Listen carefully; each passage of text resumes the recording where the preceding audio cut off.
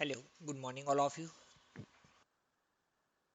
Yes, online users, last time के practicals में कोई इशू है तो चलो पहले शेयर कर दीजिए।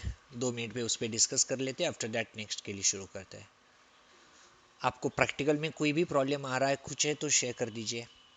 आईपी सेटिंग, दो सिस्टम कनेक्टिविटी, ये हो गया आप लोगों का कि नहीं किया अब तक? ओके, चलो। ऑफलाइन वालों का हो रहा है, आप लोगों की क्या कंडीशन है? कर रहे हो ना? पीछे मत रहना प्रैक्टिकल में, ये श्योर कर लो, नहीं तो आप प्रैक्टिकल में पीछे रह गए ना तो ऑटोमेटिक लिनक्स मुश्किल बन जाएगा। सो प्रैक्टिस कीजिए। चलो, 5 मिनट में मैं एक बार पहला रिवाइज कर देता हूँ हमने लास्ट वीक क्या देखा था, और फिर हमारे आज के टॉपिक पे आते हैं। तो देखो, हमारे पास दो सिस्टम थी और हमने पहले तो आईपी सेट करने की प्रोसेस देखी थी। चलो एक बार आईपी सेट कर लेते हैं इसे। तो मैं लॉगिन कर लेता हूँ, फुल स्क्रीन करते हैं, टर्मिनल पे चलते हैं, टर्मिनल। और अब मुझे चेक करना है यहाँ पे मेरा आईपी एड्रेस क्या है, तो हम क्या कमांड यूज करेंगे? if config। तो हमें आईपी शो करेगा। अब आईपी में देखेंगे तो ये आईपी हमारा सिस्टम का है, बट ये शायद ऑटोमेटिक मिला है। मैं चाहता हूँ मैं खुद कनेक्शन क्रिएट करके मेरा जो चाहिए वो आईपी सेट करूँ। तो हम क्या करेंगे फिर यहाँ पे? तो जस्ट एक हमारा खुद का कनेक्शन ऐड करेंगे और फिर इसे हम आईपी एड्रेस सेट कर देंगे। तो चलो एक बार कनेक्शन बनाना कैसे है फिर से वो समझ लेते हैं। तो हमने लास्ट टाइम भी ये कनेक्शंस बनाए थे। सो चलिए अब क्विकली हम एक बार कनेक्शन बना देते हैं, क्योंकि ये लास्ट टाइम वाला ही हमारा प्रैक्टिकल है। तो हमारी कमांड थी, याद है ना आपको? nmcli connection add, connection hyphen name. एक नाम देना इसे, कुछ भी दे दो, red interface enp0 type Ethernet IP v4 dot address. और कौन सा देना है आज?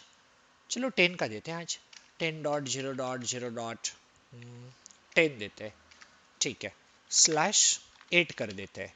देन आईपी हो गया, गेटवे दे दो 10.0.0.1 and IPv4 dot method, no method नहीं, डीएनएस रह गया, DNS it's 10.0.0.1 and connection dot auto connect. Yes, IPv4 dot method it's manual. Sir जो एब्सेंट ऐसे कुछ थे तो आप प्रीवियस सेशन को देख लीजिए, नहीं तो आप कमांड देख के डर जाओगे क्या लिखा है। सर ये बहुत ही सिंपल कमांड है। देखो कनेक्शन ऐड हो गया, अब शो करेंगे तो nmcli कनेक्शन शो। देखो यहाँ पे आ गई इंफॉर्मेशन।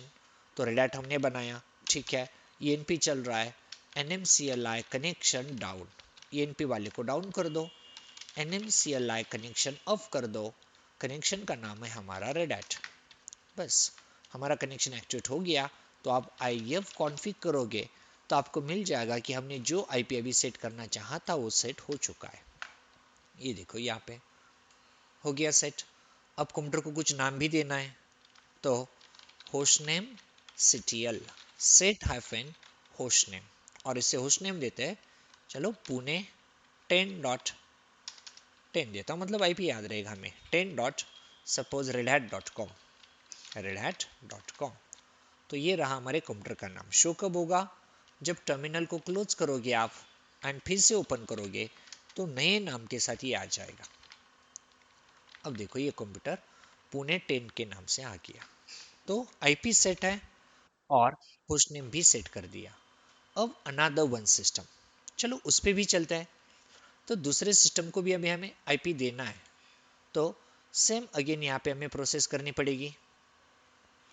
तो आईपी सेट करने के लिए हम हमारे सिस्टम पे चलते जो अनदर वन सिस्टम है, और ये स्लिप पे जा चुका है। फुल स्क्रीन करते हैं, स्टार्ट मेन्यू। ओके, पहले लॉगिन करना पड़ेगा, रेड स्टार्ट मेन्यू टर्मिनल, और फुल स्क्रीन कर लेते हैं इसको पहले। चलो अब एक क्विक कनेक्शन बना लेता हूँ मैं फिर से। दूसरी मेथड याद है ना आपको, NMTUI भी? तो NMTUI के साथ भी होता है, चलो इसको इसके साथ देंगे। तो NMTUI edit connection, add connection, Ethernet, connection का नाम दे दो कुछ भी। तो इसको नाम देता हूँ चलो मुंबई, फिर connection device name ENP0 S3 and फिर हमें यहाँ पे देना है ऑटोमेटिक की जगह पे मैनुअल और यहाँ पे IP ऐड कर दो। तो उसको हमने 10.0.0.10 दिया था, इसे 20 देते हैं /8 then gateway 10.0.0.1 and last DNS 10.0.0.1 okay कर देते हैं। ओके फिर यहाँ से बैक आ जाना है हमें, एक्टिवेट कनेक्शन और इसे ENP को डीएक्टिवेट कर दो। मुंबई को स्टार आ गया तो मुंबई एक्टिवेट हो गया। बैक और सेट सिस्टम होस्ट नेम, तो होस्ट नेम यहाँ से सेट करते हैं, इसको नाम देते हैं हम IP कितना 20 दिया ना हमने, तो इसको नाम देते हैं चलो पुणे 20 डॉट एग्जाम्पल नहीं रेडैट करते सेम रखते हैं redat.com। चलो हाँ याद नहीं कौन सा था, चेक करते, शायद उसको पुणे 10 दिया था हमने, चेक कर लेते क्या था। तो कंट्रोल D और फिर से टर्मिनल। अब एक बार सब चेक कर लेते हमने क्या क्या सेट किया। तो देखो ये पुणे 20 है। अब सामने वाले की कनेक्टिविटी चेक करनी है तो क्या करेंगे, पिंग 10.0.0.10 कनेक्शन है तो रिप्लाई आ जाएगा, देखो कनेक्टेड है बस। अब उस सिस्टम पे चलो इसका नाम पुणे 20 रखा है, तो अनदर वन का जो नाम था पुणे 10 था शायद, यस पुणे 10 है। अब यहाँ से भी पिंग कर लो उसे, तो 10.0.0.20 देखो आ गया। तो पिंग करते वक्त हमेशा हम किसका IP देते हैं, टारगेट सिस्टम का कहो या रिमोट का कहो, मतलब सामने वाले कंप्यूटर का, हो गया। फिर इसके बाद हमने SSHO देखा था राइट, तो SSH देखा, रिमोट फाइल ट्रांसफर देखा, तो ये ऑप्शंस हमने देखे थे। जस्ट SSH को चेक करते एक कमांड डाल के, मुझे कनेक्ट करना है सामने वाले कंप्यूटर को, तो क्या लिखेंगे, पहले उसका नाम रूट, और कौन सा रूट, जिसका IP 10.0.0.20 है। देखो आप एंटर करोगे तो आपसे पूछा जाएगा पहले यस या नो, की ट्रांसफर कर रहा है ये ऑथेंटिकेशन, यस किया तो पासवर्ड पूछेगा। सामने वाले सिस्टम का पासवर्ड क्या है, रेडैट। देखो कहाँ पे आ गए हम, पुणे 20 में। ओके कंट्रोल D करेंगे तो लॉग आउट हो गया। सिंपल, ये हमने सब लास्ट सेशन में देखा था। अब पहली बात कि हम आज क्या क्या देखने वाले हैं। सबसे पहले तो आज का सेशन में हम क्या क्या कवर अप करेंगे इसको समझ लो। तो सबसे पहले अब हमारे पास मान लो एक सिस्टम है ये वाला, ठीक है, और हमारे पास और भी एक सिस्टम्स है, हमने 2 सिस्टम रेडी किए हैं। तो समझो ऐसे अभी तो हमारे पास 2 है कि वर्चुअलाइजेशन में हम ज़्यादा लोड नहीं बढ़ा सकते, बट एक भी है तो इनफ है हमारे पास, हमें कनेक्टिविटी तो चेक करनी है। जैसे मान लो ये हमारे कंप्यूटर्स हैं, कल जाके मल्टीपल भी हो सकते हैं, जैसे कि हमारे पास फिलहाल तो एक क्लाइंट है, एक सर्वर है, ऐसा मान के चल रहा है। तो आपके कंपनी का नेटवर्क कुछ ऐसे होते हैं, ओके, जैसे कि बहुत सारे सिस्टम यहाँ पे लगे हुए हैं, फिर मल्टीपल सिस्टम है तो क्या लोग यूज करते हैं, स्विच, एक स्विच होता है, फिर इसकी कनेक्टिविटी कहाँ पे होती है, हमारे कंप्यूटर के साथ, और ये जो सर्वर है हमारा ये यहाँ पे कनेक्ट होता है, ठीक है, इसकी कनेक्टिविटी इसके साथ होती है। अब समझो हमारे सिस्टम का IP है, कोई भी एक ले लो, थोड़ी देर के लिए हमने 2 IP सेट किए, तो यहाँ पे आते हैं, मान लेते हैं कि हमारा ये जो सिस्टम है इसका IP है 10.0.0.20, ओके।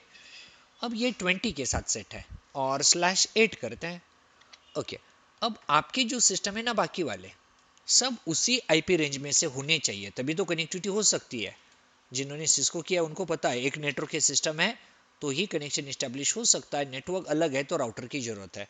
मान लो ये 21 है, फिर दूसरे वाले को 22 अज्यूम कर लो, तो ऐसी कुछ कनेक्टिविटी आपके नेटवर्क में ऐसी होती है, ओके।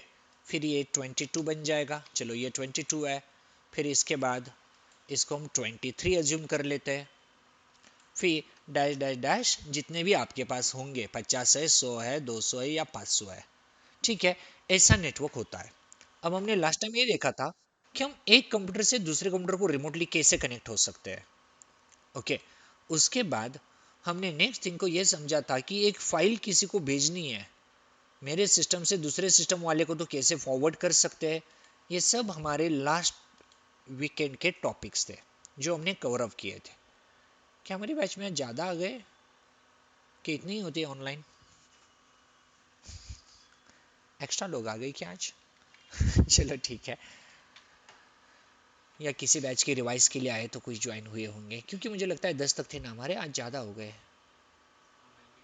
हाँ, ऑनलाइन है क्या आप भी? हाँ, मुझे लगा ऑफलाइन 4 आ गए, ऑनलाइन इतने आ गए, कहाँ से आ गए? चलो ठीक है, ओके ओके ओके, क्योंकि मुझे लगा ऑफलाइन भी तो है 4 लोग, फिर ऑनलाइन भी कैसे? चलो कोई बात नहीं है। हाँ नहीं, आज यहाँ से ऊपर देखोगे तो आपको दर्द होगा, वाह, छोड़ दो। चलो फिर यहाँ पे आ जाओ। तो हमारा प्लान क्या था? हमने ऐसे रिमोट कनेक्शन करना देखा था। अब आप सोचो कि आप यहाँ पे बैठे हो, आप रिमोटली अब किसी भी सिस्टम से कनेक्टिविटी बना सकते हो, राइट? ये आपका हो गया। पिंग करके आप ये भी चेक कर सकते हो सामने वाला कनेक्टेड है या नहीं है, तो ये भी आप अब कर सकते हो, तो इसमें भी आपको प्रॉब्लम नहीं आएगा। इसके बाद फाइल ट्रांसफर, वो भी आपको आता है। आज की डेट में हम ये देखेंगे कि हमारा जो सिस्टम होता है ना, इस पे फायरवॉल होता है। ओके, पहली बात, हम फायरवॉल के कंसेप्ट को एक समझेंगे, क्योंकि जब कल जाके ऐसा होगा ना कि सोचो मैंने यहाँ पे कोई वेबसाइट होस्ट कर दी, या फिर सिंपल मैंने एक फोल्डर यहाँ पे बनाया और इस फोल्डर को मैं शेयर कर दूं दूसरों के साथ, मुझे शेयर करना है जिसका नाम डेटा है। जब ये लोग यहाँ से आएंगे ना इसे एक्सेस करने, तो हमारा फायरवॉल उन लोगों को आने ही नहीं देगा। फायरवॉल उनको बाहर ही ब्लॉक कर देता है।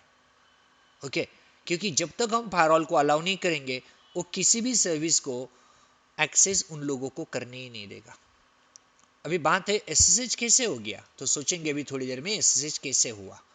ओके, क्योंकि एसएसएच तो हमने एक्सेस करके देखा ना, वो तो हो रहा है।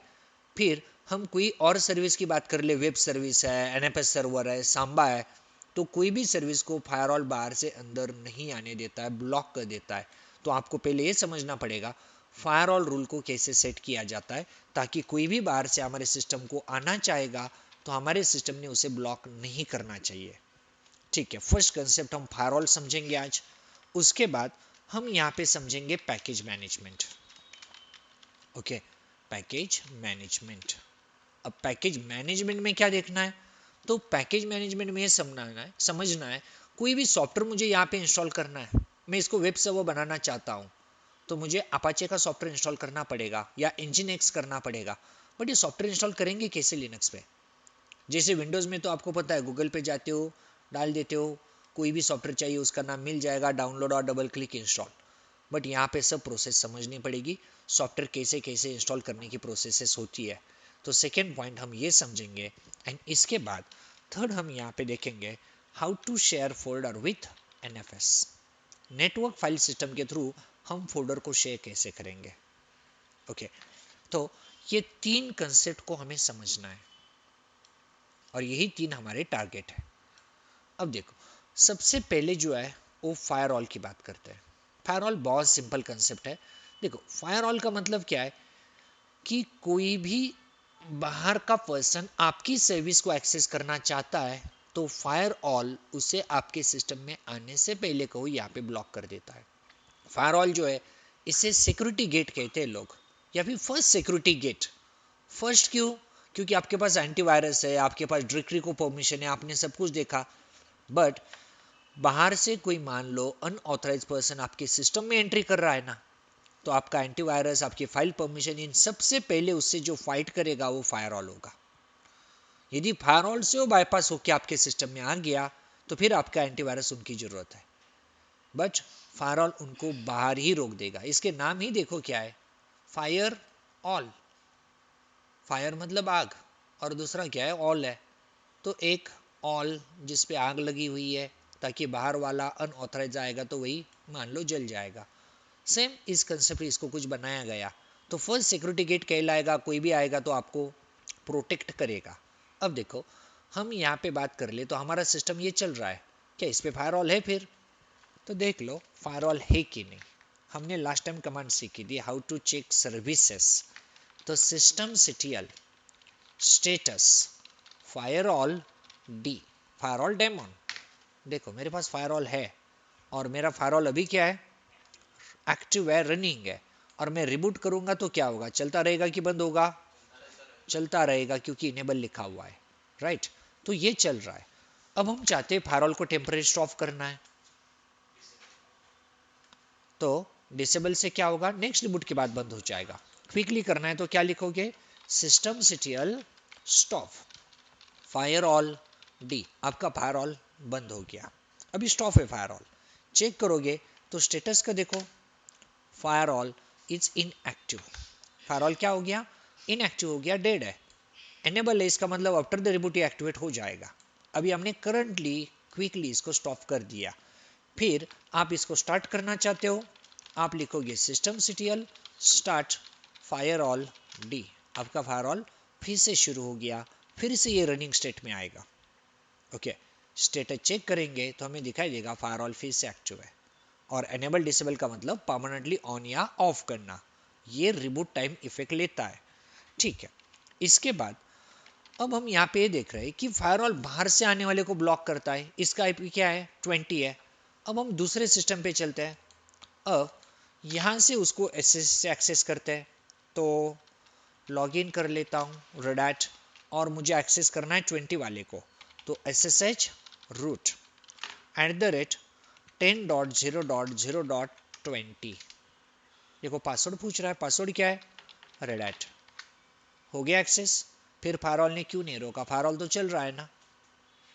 तो अब हमें समझना पड़ेगा फायरवॉल ने हमें क्यों ब्लॉक नहीं किया, क्योंकि फायरवॉल जब रोकता है सामने वाले को तो इसको कैसे अलाउ किया जा रहा है। तो चलो फिर फायरवॉल की तरफ। अब ये जो फायरवॉल है, फायरवॉल हमेशा कुछ ना कुछ जोन पे होता है। आपने कभी विंडोज को नया नेटवर्क कभी कनेक्ट किया है, आप नए ऑफिस में गए हो, घर पे आए हो, नए डिवाइस से कनेक्ट कर रहे हो, हमेशा देखना आपको एक मैसेज आता है जिसमें लिखा होता है होम पब्लिक इंट्रानेट, ऐसा कुछ। लोग ज़्यादा उसको पढ़ते नहीं, उनको पता ही नहीं होता है क्या है, क्लोज कर देते, फिर पता चल जाना शुरू हो गया। बट वो फायरवॉल का मैसेज था, और फायरवॉल आपसे पूछ रहा था कि भाई आप जोन को सिलेक्ट करो। ओके, फायरवॉल के क्या होते हैं, कुछ जोन होते हैं। अब ये डिफॉल्ट जोन है, इससे हमें ज़्यादा कोई मतलब नहीं है, बट ये होते आपको पता होना चाहिए, क्योंकि ये पूछे कि कौन से जोन होते हैं। तो देखो जोन होते हैं यहाँ पे by default like a public, या फिर आपको मिलेगा वर्क जोन, या फिर आपको यहाँ पे मिलेगा इंट्रानेट, आपको मिलेगा यहाँ पे इंट्रानेट, या फिर मिलेगा आपको होम जोन। ऐसे बहुत सारे जोन होते हैं। अब ये जो जोन होते हैं ना, इनको डिवाइड किया जाता है as per the trust level, इनको ट्रस्ट लेवल के हिसाब से बनाया जाता है। ओके, अब सिर्फ 5 मिनट इस पॉइंट पे कॉन्सेंट्रेट कीजिए। ट्रस्ट लेवल का मतलब क्या, अब देखो कि जो आपका सिस्टम है, थोड़ी देर के लिए मान लो ये लैपटॉप है आपका। ओके, अब आप घर पे बैठे हो, इंटरनेट को कनेक्ट किया है, घर पे आपका वाईफाई है, कुछ है, अब आपने कनेक्ट किया है, यूज कर रहे हो सिस्टम को। तो अब ये सोचो कि आप घर में हो, तो आप पे कितने चांसेस है कि कोई बाहर से अटैक करेगा। ज़्यादातर अटैक देखो इंटरनेट से बहुत कम होते हैं, लोकल से अटैक होने के फुली चांसेस ज़्यादा होते हैं, और सिस्टम हैक उस वक्त ही ज़्यादा होते हैं। तो आपके घर में ऐसा कौन बैठा है जो आप पे अटैक करेगा, कोई नहीं। मम्मी है, पापा है, उनके तो काम चल रहे हो, क्या लैपटॉप लेके आपके अटैक करने के लिए नहीं बैठे हैं। ओके, और बाकी का है वो भी आप पे क्यों अटैक करेगा। तो आप एक सिक्योर इन्वायरमेंट में हो, तो आपका फायरवॉल आप पे ट्रस्ट करेगा, या उस इन्वायरमेंट पे ज़्यादा ट्रस्ट करता है, क्योंकि अटैक होने के चांसेस क्या है, कम है या बिल्कुल भी नहीं है। तो फायरवॉल क्या करेगा पता है, ज़्यादा कोई स्ट्रिक्ट रूल आपके लिए अप्लाई नहीं करेगा। आपके लिए मतलब बाहर से आने वालों के लिए कोई आएगा तो फायरवॉल के रूल स्ट्रिक्टली नहीं होंगे, क्योंकि वो समझेगा आप कहाँ पे बैठे हो, एक सिक्योर जोन में बैठे हो। लेकिन समझो अब आप ऑफिस चले गए, अब ऑफिस आपका जब जाओगे तो अब सोचो आप पे अटैक होने के चांसेस कितने हैं। घर इतने कम नहीं है, लेकिन थोड़े बहुत बढ़ जाएंगे। क्यों, क्योंकि आप जिन लोगों के साथ बैठे हो ना, सब टेक्निकल है, कंपनी ने हायर करके उनको लिया है, मैक्सिमम इंजीनियर्स है जिनके पास नॉलेज है। हो सकता है कोई हैकिंग करके आया है, या कोई नहीं चाहता आपका प्रमोशन वहाँ पे हो तो हो सकता है आप पे अटैक होने के चांसेस बढ़ जाए। तो वर्क जोन इतना सिक्योर नहीं है जितना होम था। तो वर्क इन्वायरमेंट में जब फायरवॉल काम करता है ना, फायरवॉल समझ जाता है घर से ज़्यादा सिक्योरिटी अब मेरे यूज़र को जरूरी है, तो ट्रस्ट ज़्यादा अब वो नहीं करेगा, इसमें ट्रस्ट लेवल कम है। लेकिन समझो आप कभी पब्लिक में जाके बैठे हो, कॉफ़ी शॉप में बैठे हो, और तभी कॉल आ गया, आपको इमरजेंसी कुछ काम है और आपको लैपटॉप चालू करना है, वहां पे वाईफाई भी है उसका, कॉफी शॉप वाले का, आपने कनेक्ट कर लिया। ओके, अब कनेक्ट किया तो आप कहाँ पे हो? पब्लिक में। और कभी आपने देखे बैंकिंग वालों के मैसेजेस कॉल तो हमेशा कहते हैं पब्लिक नेटवर्क में जाओगे तो कभी ट्रांजैक्शन मत करना। सुना है कभी बैंकिंग का स्टेटमेंट? हमेशा आपको बताया जाता है पब्लिक में ट्रांजैक्शन मत करो, पब्लिक में बैंकिंग अकाउंट में लॉगिन भी मत करो। पब्लिक में मतलब ऐसा नहीं कि आप पब्लिक में बैठे हो, पब्लिक का मतलब पब्लिक नेटवर्क से मत करो। हाँ, हाँ, रेलवे का वाईफाई, किसी मॉल का वाईफाई, किसी कॉफी शॉप का वाईफाई जो है ना वो पब्लिक वाईफाई है। तो पब्लिक आपके लिए सबसे डेंजरस है, वहां पे बिल्कुल भी ट्रस्ट नहीं कर सकते। अब ऐसा क्यों? देखो, सिंपल एग्जांपल कि जैसे यहाँ पे चलो हैकिंग के क्लास होते हैं, मान लो मैंने किसी को वाईफाई हैकिंग सिखा दिया। ओके, वाईफाई से लोग हैक कर लेते हैं। ओके, अब देखो किसी को हैक करना है ना, मैं कहूँ कि आपके लैपटॉप को हैक करना है और आप घर पे बैठे हो, यहाँ पे नहीं हो मेरे पास। ओके, तो आपको यहां से हैक करना मेरे लिए मुश्किल है, इम्पॉसिबल नहीं बट टफ है। बट यदि आप मेरे वाईफाई के अंदर बैठे हो ना, साला 5 मिनट के अंदर आपको हैक कर दो। हैकर के लिए इतना आसान होता है रियलिटी में। अपने लैंड में कोई है तो उसको हैक करना कोई बड़ी बात नहीं, क्योंकि लैंड में कनेक्टिविटी डायरेक्ट हो जाती है। वाईफाई की जब बात आएगी, हमारे वाईफाई एक है तो सिंपल मैं डायरेक्टली आपको पिंग कर सकता हूँ जैसे मैंने मेरे सिस्टम को की। बट कोई धार के नेटवर्क में है, मुंबई में बैठा है, तो मेरा और उसका नेटवर्क अलग है, तो मुझे वहाँ पे पब्लिक से कनेक्टिविटी करनी है, तो फिर बहुत सारे अलग अलग टूल का सहारा लेना पड़ेगा और फिर ये कंडीशन मुश्किल बन जाती है। तो लोकल में हैकिंग करना क्या है? हैकर के लिए टाइम पास जैसा है, आराम से वो कर सकता है। अब समझो मैंने जिनको हैकिंग पढ़ा दी, अब उनको तो हैक करना है। अब वो हैक करेंगे किसे? हमारा वाईफाई पब्लिक होता है, ओके, क्योंकि सब लोग आप कनेक्ट होते हैं इससे आके। बट वो यहाँ पे हैकिंग नहीं करेंगे, क्यों? फायदा क्या? ज़्यादातर आएंगे, मैक्सिमम 90% ऐसे लोग हैं, 80% ऐसे जो लोग वो फ्रेशर है, जॉब अभी बेटर नहीं है। और बहुत कम लोग हैं जो जॉब करके आ रहे हो, तो ज़्यादातर आप वीकेंड को आते हो, वीकेंड को अभी तो हैकिंग की बैच कोई रनिंग नहीं है। बट जो है आपको हैक भी कर लिया तो इसको पता है ये फ्रेशर है, इनके अकाउंट में ज़्यादा मनी नहीं है, जो कुछ है पापा से लेके आते हैं मंथली। ओके, बट समझो अब उनको टारगेट करना है तो किसे करेंगे? उनके लिए बेस्ट ऑप्शन है वो मॉल के पास जाके बैठ जाते हैं, क्योंकि मॉल में आने वाला कोई ऐसा नहीं जिसको 10 रुपीज़ की खरीदारी करनी और वो मॉल में आ गया। कॉपी शॉप जहाँ पे फ्री में वाईफाई मिलता है, कोई कॉपी शॉप ऐसा नहीं है जो 5 रुपए 10 रुपए में कॉपी बेच रहा है और फ्री में वाईफाई दे रहा है। 100 रुपए की कॉपी जिधर मिलती है उधर ही वाईफाई मिलेगा। सही है। तो इन हैकर लोगों को ना सबसे बेटर तरीका है पब्लिक को टारगेट करो। ये उसी जगह पे जाके बैठ जाते हैं और जब कोई आके वहां पे फ्री पे कनेक्ट होगा, ये भी कनेक्ट हो रहे, आ गए ना एक लाइन में, तो बस उनका टारगेट उन लोगों को हैक करना ज्यादा होता है। इसलिए पब्लिक आपके लिए हमेशा डेंजरस है, पब्लिक में हमेशा बच के रहना। और जब फायरवॉल पब्लिक नेटवर्क पे या पब्लिक जोन पे होता है ना, वो समझ जाता है अब जो मेरा सिस्टम है वो सबसे ज्यादा खतरे में है, डेंजरस एरिया में है, इसे अब सबसे ज्यादा सिक्योरिटी मुझे देनी पड़ेगी। तो फायरवॉल समझ जाता है सबसे कम ट्रस्ट लेवल जिस पे कर सकते हो कौन है? पब्लिक। तो फायरवॉल अपने रूल स्ट्रिक्ट बना देता है, कोई आपको पिंग भी नहीं कर पाएगा, मान लो ऐसे प्रोटोकॉल को ब्लॉक कर देता है। ओके, तो ये सिंपल फायरवॉल की ट्रस्ट लेवल होते हैं, इसे बनाए गए एक लाइक अ प्रोफाइल। अब हमें पहले ये चेक करना है, हम बात सर्वर की कर रहे हैं, कोई पर्सनल सिस्टम नहीं है हमारा, तो हमारा सर्वर हमेशा किस पे रहता है? पब्लिक पे ही रहता है। भले वो ऑफिस में रहे लेकिन फिर भी लोग उसे किस पे डालते हैं? पब्लिक पे, ताकि उसमें फायरवॉल सबसे बेटर सिक्योरिटी आपको देता है। अब रही बात ये पब्लिक वर्क किधर मिलेंगे, तो चलो फायरवॉल के पास देखते हैं। हमारा फायरवॉल चल तो रहा है लेकिन किस जोन में है फिर, तो चेक करते हैं यहाँ पे फायरवॉल कमांड देखो, फायरवॉल हाइफेन सीएमडी। फायरवॉल को कुछ भी मैनेज करना है ना, कमांड यूज करेंगे। फायरवॉल हाइफेन सीएमडी मैं चेक करना चाहता हूँ double hyphen get hyphen default hyphen zone, मेरा जोन कौन सा है? ये बोल रहा है पब्लिक जोन पे सेट हो। तो फायरवॉल अभी किस जोन में काम कर रहा है? पब्लिक पे। और यदि आप अपने जोन की लिस्ट को देखना चाहते हो तो यहाँ पे हम लिखते हैं firewall hyphen CMD double hyphen list hyphen zone. क्या क्या ऑप्शन है इसके पास? List hyphen all hyphen Jones.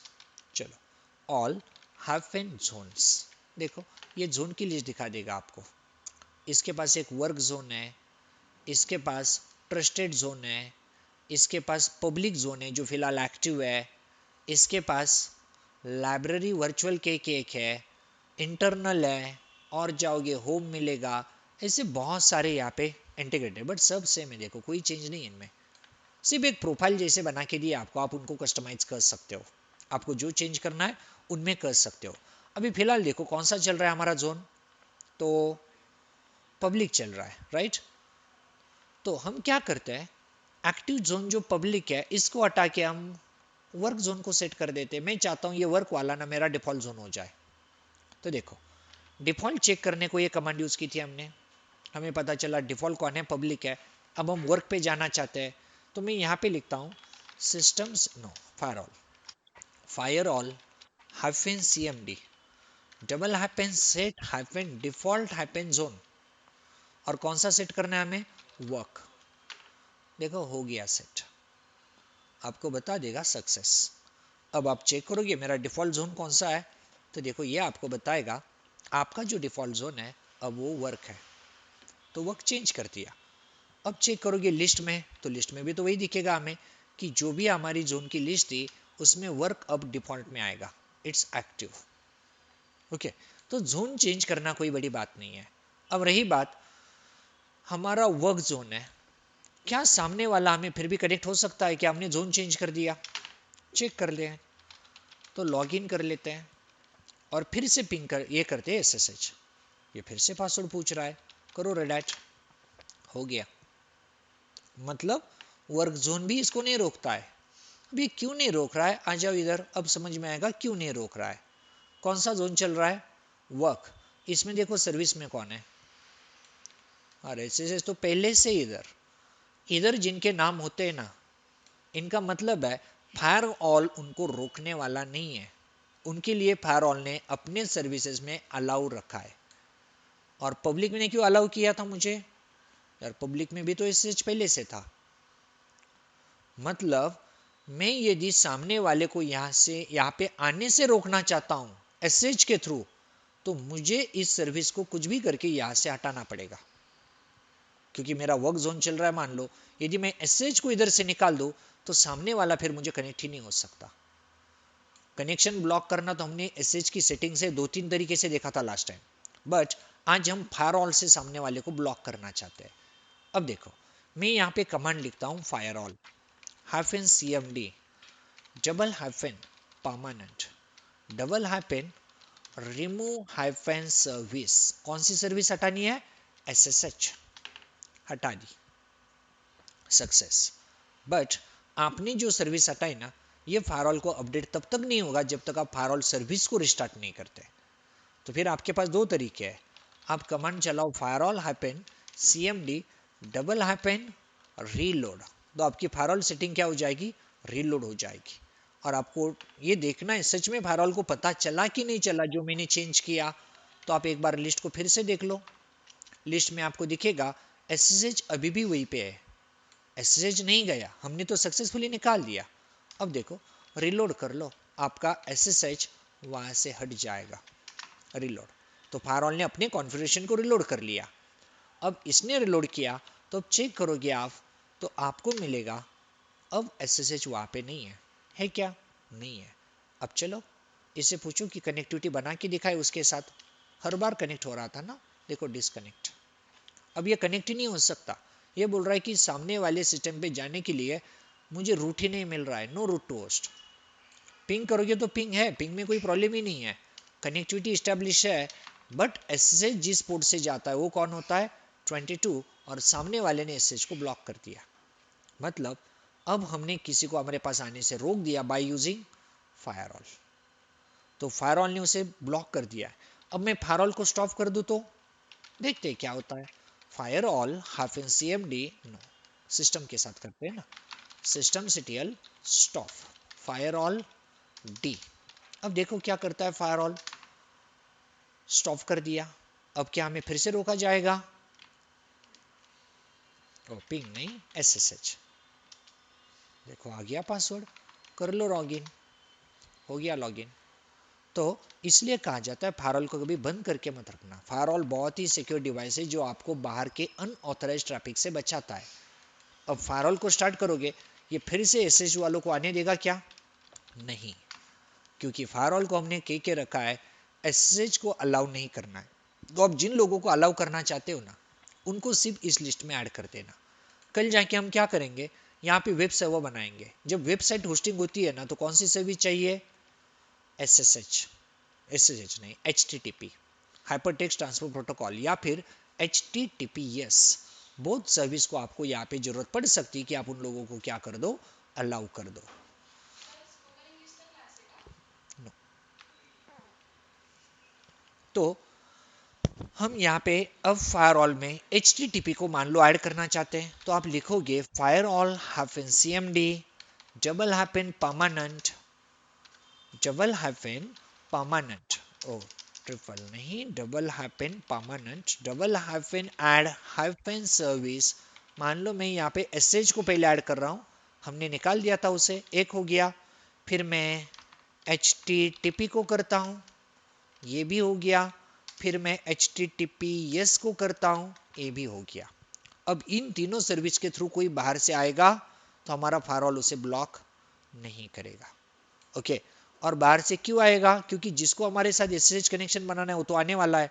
Firewall अब उसे ब्लॉक नहीं करेगा, उसे अलाउ कर देगा। कल जाके मैं यहाँ पे मेरी वेबसाइट डाल दूँ और मैं चाहता हूँ कस्टमर मेरे पास आए, तो फायरवॉल को बताना पड़ेगा हमें कि HTTP या HTTPS वालों को आने दो। ओके, शायद जो फायरवॉल के साथ ज़्यादा फैमिलियर नहीं, वो लोग कंफ्यूज हो रहे हैं। कंफ्यूज ना होना, ऐसे समझो कि आपने घर में अपने शॉप शुरू कर दिया, एक ग्रोसरी शॉप। अब कोई कस्टमर आएगा और आप शटर बंद करके रखोगे तो किधर से आएगा वो? आपने तो शॉप शुरू किया है और डोर बंद करके बैठे हो, नहीं आ सकता वो, आपको डोर तो ओपन करना पड़ेगा। सिर्फ मैं वेबसाइट इधर होस्टिंग करूंगा तो मेरे कस्टमर तो आने चाहिए ना वेबसाइट के लिए, तो आपको अलाउ ही करना पड़ेगा। आप फेसबुक को ओपन करते हो तो फेसबुक वालों ने आपको अलाउ रखा है, ब्लॉक करेंगे तो आपके कनेक्टिविटी उनके सर्वर तक बनेगी ही नहीं, उनका सर्वर का फायरवॉल आपको उधर ही ब्लॉक कर देगा। तो फायरवॉल में उस वक्त हमें अलाउ करना पड़ता है। और हम जो सीखेंगे ये सर्वर ओएस है, कल जाके हमें डीएचसीपी सर्वर बनाना है, डीएचसीपी बनाएंगे तो ये दूसरों को आईपी देगा। जब कोई आईपी मांगने आएगा तो हमें फायरवॉल को बताना पड़ेगा डीएचसीपी से लोग आने वाले उनको ब्लॉक ना करना। मतलब हम परमानेंट सर्विस को ऐड करेंगे फायरवॉल की जोन में। तो सेम जैसे हमने अभी 3 सर्विस को ऐड किया, वेबसाइट का इशू होता तो सॉल्व हो जाता। अब मुझे लगता है डीएचसीपी वालों को भी ऐड करना है तो लिखेंगे डीएचसीपी। मुझे लगता है एनएफएस वाले आएंगे तो आप लिखो एनएफएस सर्विस। तो फायरवॉल इन किसी को ब्लॉक नहीं करेगा। अब ये सब ऐड कर दिए, अब दिखेंगे हमें वहाँ पे, बट मैंने ये लिखा क्या कि किस जोन में ऐड करना है? नहीं, तो जो हमारा करंटली एक्टिव जोन है ना, उसमें ही बाय डिफॉल्ट ऐड हो जाते हैं। अब आप चेक करोगे, फायरवॉल पहले रीलोड कर लो, क्योंकि हमने चेंज किया, फायरवॉल को पता ही नहीं होगा। डबल हाइफन रीलोड, और अब फायरवॉल की लिस्ट को देख लो, तो फिर लिस्ट में हमें मिल जाएगा कि हमने जो चेंज किया वो वर्क जोन में ऐड हो गया। देखो आ गए सब कुछ। अब जब तक हम वर्क जोन में हैं, हमारा फायरवॉल उन लोगों को ब्लॉक नहीं करेगा, उनको अलाउ करेगा। तो सिंपल ऐसे आपको यहाँ पे सर्विस मिनिमम ऐड करनी, रिमूव करनी आनी चाहिए। अब रिमूव करना है तो फिर से क्या कमांड होगी, तो firewall hyphen CMD double hyphen permanent double hyphen remove hyphen service. और कौन सी?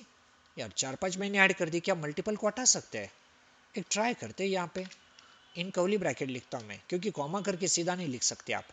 DHCP, और कौन नहीं चाहिए मुझे? HTTP, HTTPS, NFS, और चाहे तो SSH भी। SSH को रहने देते, डिफॉल्ट था हमारा पहले से। Bracket complete. हाँ, नहीं समझ पाया, ये बोल रहा है हेल्प का पेज देख लो। और कुछ नहीं, ये हमारी सर्विस को नहीं समझ पा रहा है। ओके, अब not enabled, earning not enabled, और बोल रहा है सक्सेस। फिर अर्निंग क्यों दी? कोई ऐसा डाल दिया कि हमने जो एनेबल ही नहीं है। HTTPS नहीं हो तो था ना, चेक कर लेते एक बार, पता तभी चलेगा। तो firewall hyphen CMD double hyphen reload, और रीलोड के बाद पता चलेगा है कि रिमूव हो गए। एक एक तो निकाल ही सकते हैं, बट ऐसे होते हैं। शायद मेरे सिंटैक्स में कुछ इश्यू था, नहीं गए, कोई नहीं गया। तो ऑप्शन में क्या गलत किया मैंने, स्पेस स्पेस स्पेस अब नहीं, नॉट एनेबल बोल रहा है। ये अभी भी हमारी सर्विस को शायद नहीं समझ पा रहा है। ऐसे एरर, जस्ट मिनट, मैं सिंटैक्स, सच में मेरे सिंटैक्स में इशू है। तो add multiple service into RHEL फायरऑल, मिल जाएगा ना गूगल पे शायद, ये ऑफिशियल साइट है क्या, देखते हैं। के पे मिल गया था 2 मिनट में, चांसेस कम है, मुझे नहीं लगता ये लोग बताएंगे ऐसा कुछ। सर्विसेज है, जोन है, लिस्ट है, परमानेंट ऐड करना, परमानेंट जोन चेंज करने की ऑप्शन है, फायरऑल इनेबल स्टॉप करना है, रन टाइम, मल्टीपल सर्विसेज किधर है, परमानेंट फायरऑल रिमूव, लगता नहीं है, नहीं है इसके पास इधर।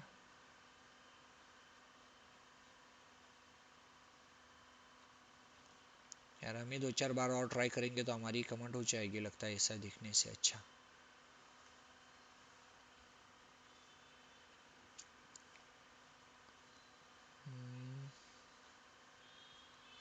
एक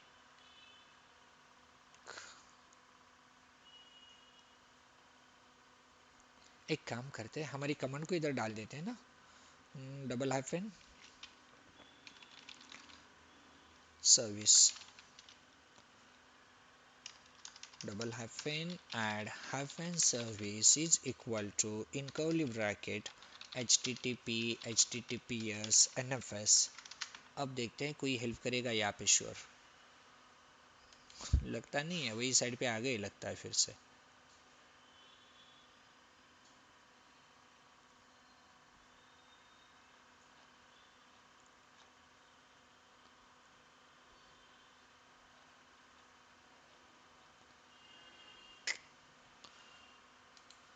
छोड़ दो, हम ही ट्राई करते, 2 मिनट में मिल जाएगा हमें।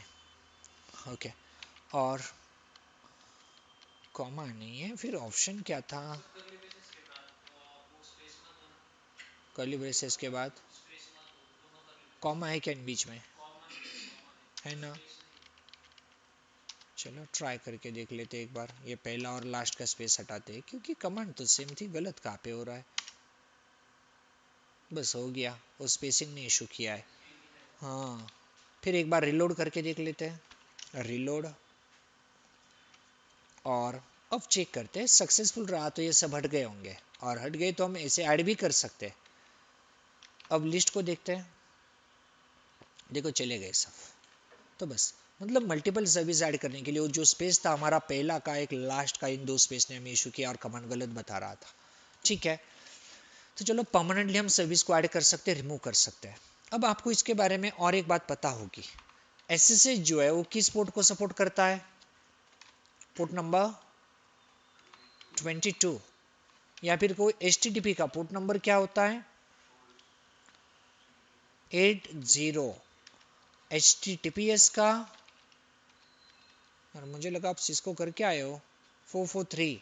DHCP का कोई नहीं पता है, 67 68, 2 पोर्ट को यूज करता है। ओके, ऐसे बहुत सारे, SMTP simple mail transfer protocol 25, POP3, तो POP3 होता है जो अभी चल रहा है 110, ऐसे बहुत सारे। ओके, बट जो रेगुलर में यूज होते हैं ना, कम से कम वो याद रखना। ऐसा क्यों कहा पता है, क्योंकि देखो अब मैं यहाँ पे चेक करूँ तो वर्क जोन में SSH है फिलहाल, राइट। मैं SSH को हटाना चाहता हूँ, सॉरी SSH, यस, रिमूव करना चाहता हूँ। देखो SSH हमने रिमूव किया, अब हम यहाँ पे रिलोड कर देंगे फायरवॉल को, तो आपको पता है रिमूव करने के बाद फायरवॉल रिलोड करना है, तो रिलोड। अब ये रिलोड हो गया, बट अब देखोगे आप लिस्ट की जोन में तो SSH नहीं है, और यदि SSH नहीं है तो सामने वाला हमारे साथ कनेक्टिविटी नहीं बना सकता। चेक करना है तो चलो अब फिर से एक बार, तो पासवर्ड रेडैट, और इसे कहते हैं फिर से SSH कनेक्टिविटी बना, नहीं कर सकता, नो रूट टू होस्ट। अब देखो मेरे पास यहाँ पे ऑप्शन ये है कि मैं सर्विस को ऐड कर सकता हूँ या फिर मैं पोर्ट को ऐड कर दूँ तो भी चलता है। SSH22 को यूज करता है ना, तो देखो fire all hyphen CMD double hyphen permanent double hyphen add hyphen port, not a service port 22, or it's a TCP protocol. All port number are divided into TCP और UDP, ट्रांसमिशन कंट्रोल प्रोटोकॉल है ये। Enter करो, add हो गया होगा, service को reload कर लो, तो firewall hyphen CMD double hyphen reload कर दी रिलोड। अब आप लिस्ट को देखोगे तो आपको पता चलेगा कि वहां पे ये पोर्ट ऐड हो चुका है, देखो आ गया। अब जिसको पोर्ट पता ही नहीं ना, वो कहेगा SSH को मैंने ब्लॉक करके रखा है, आ जाओ कोई नहीं आ सकता, बट 22 कहेगा SSH को अलाउ है, देखो हो रहा है कनेक्टिविटी, और लॉगिन के लिए पासवर्ड हो गया। तो सर्विस को अलाउ करो या उसके पोर्ट को अलाउ करो, चल सकता है, इसलिए आपको दोनों का नॉलेज होगा तो आपके लिए और बेटर होगा। अब फिर से यहाँ पे आते हैं। अब यहाँ पे आने के बाद मान लो मेरा वर्क जोन एक्टिवेट, इसलिए मैं जो कुछ कमांड चला रहा हूँ वो किस पे चल रही है, वर्क जोन पे।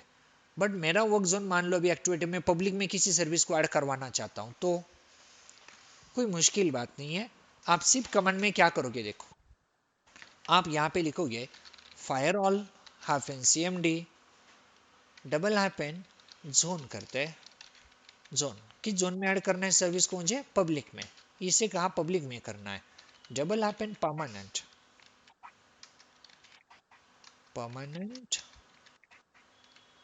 ओह इतनी सारी सर्विस है, पी क्यों नहीं ले रहा, डायरेक्टली ऐड हाइफन सर्विस है, चलो ठीक है, तो कंट्रोल C, तो फिर से करते हैं, zone is equal to public double, public double hyphen add hyphen service, कौन सी सर्विस ऐड करें, तो चलो HTTPS करवा देते हैं।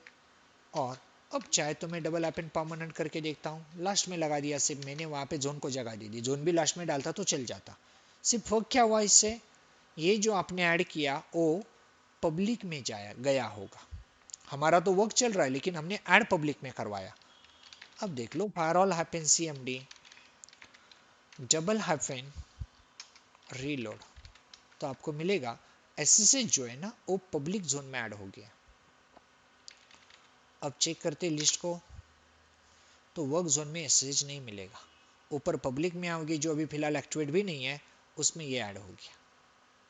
अब रिमूव करना है तो कौन सी बड़ी बात रही, सिर्फ सिर्फ वहाँ पे तो रिमूव लिखोगे आप, रिमूव हाइफन सर्विस, वो रिमूव हो जाएगा।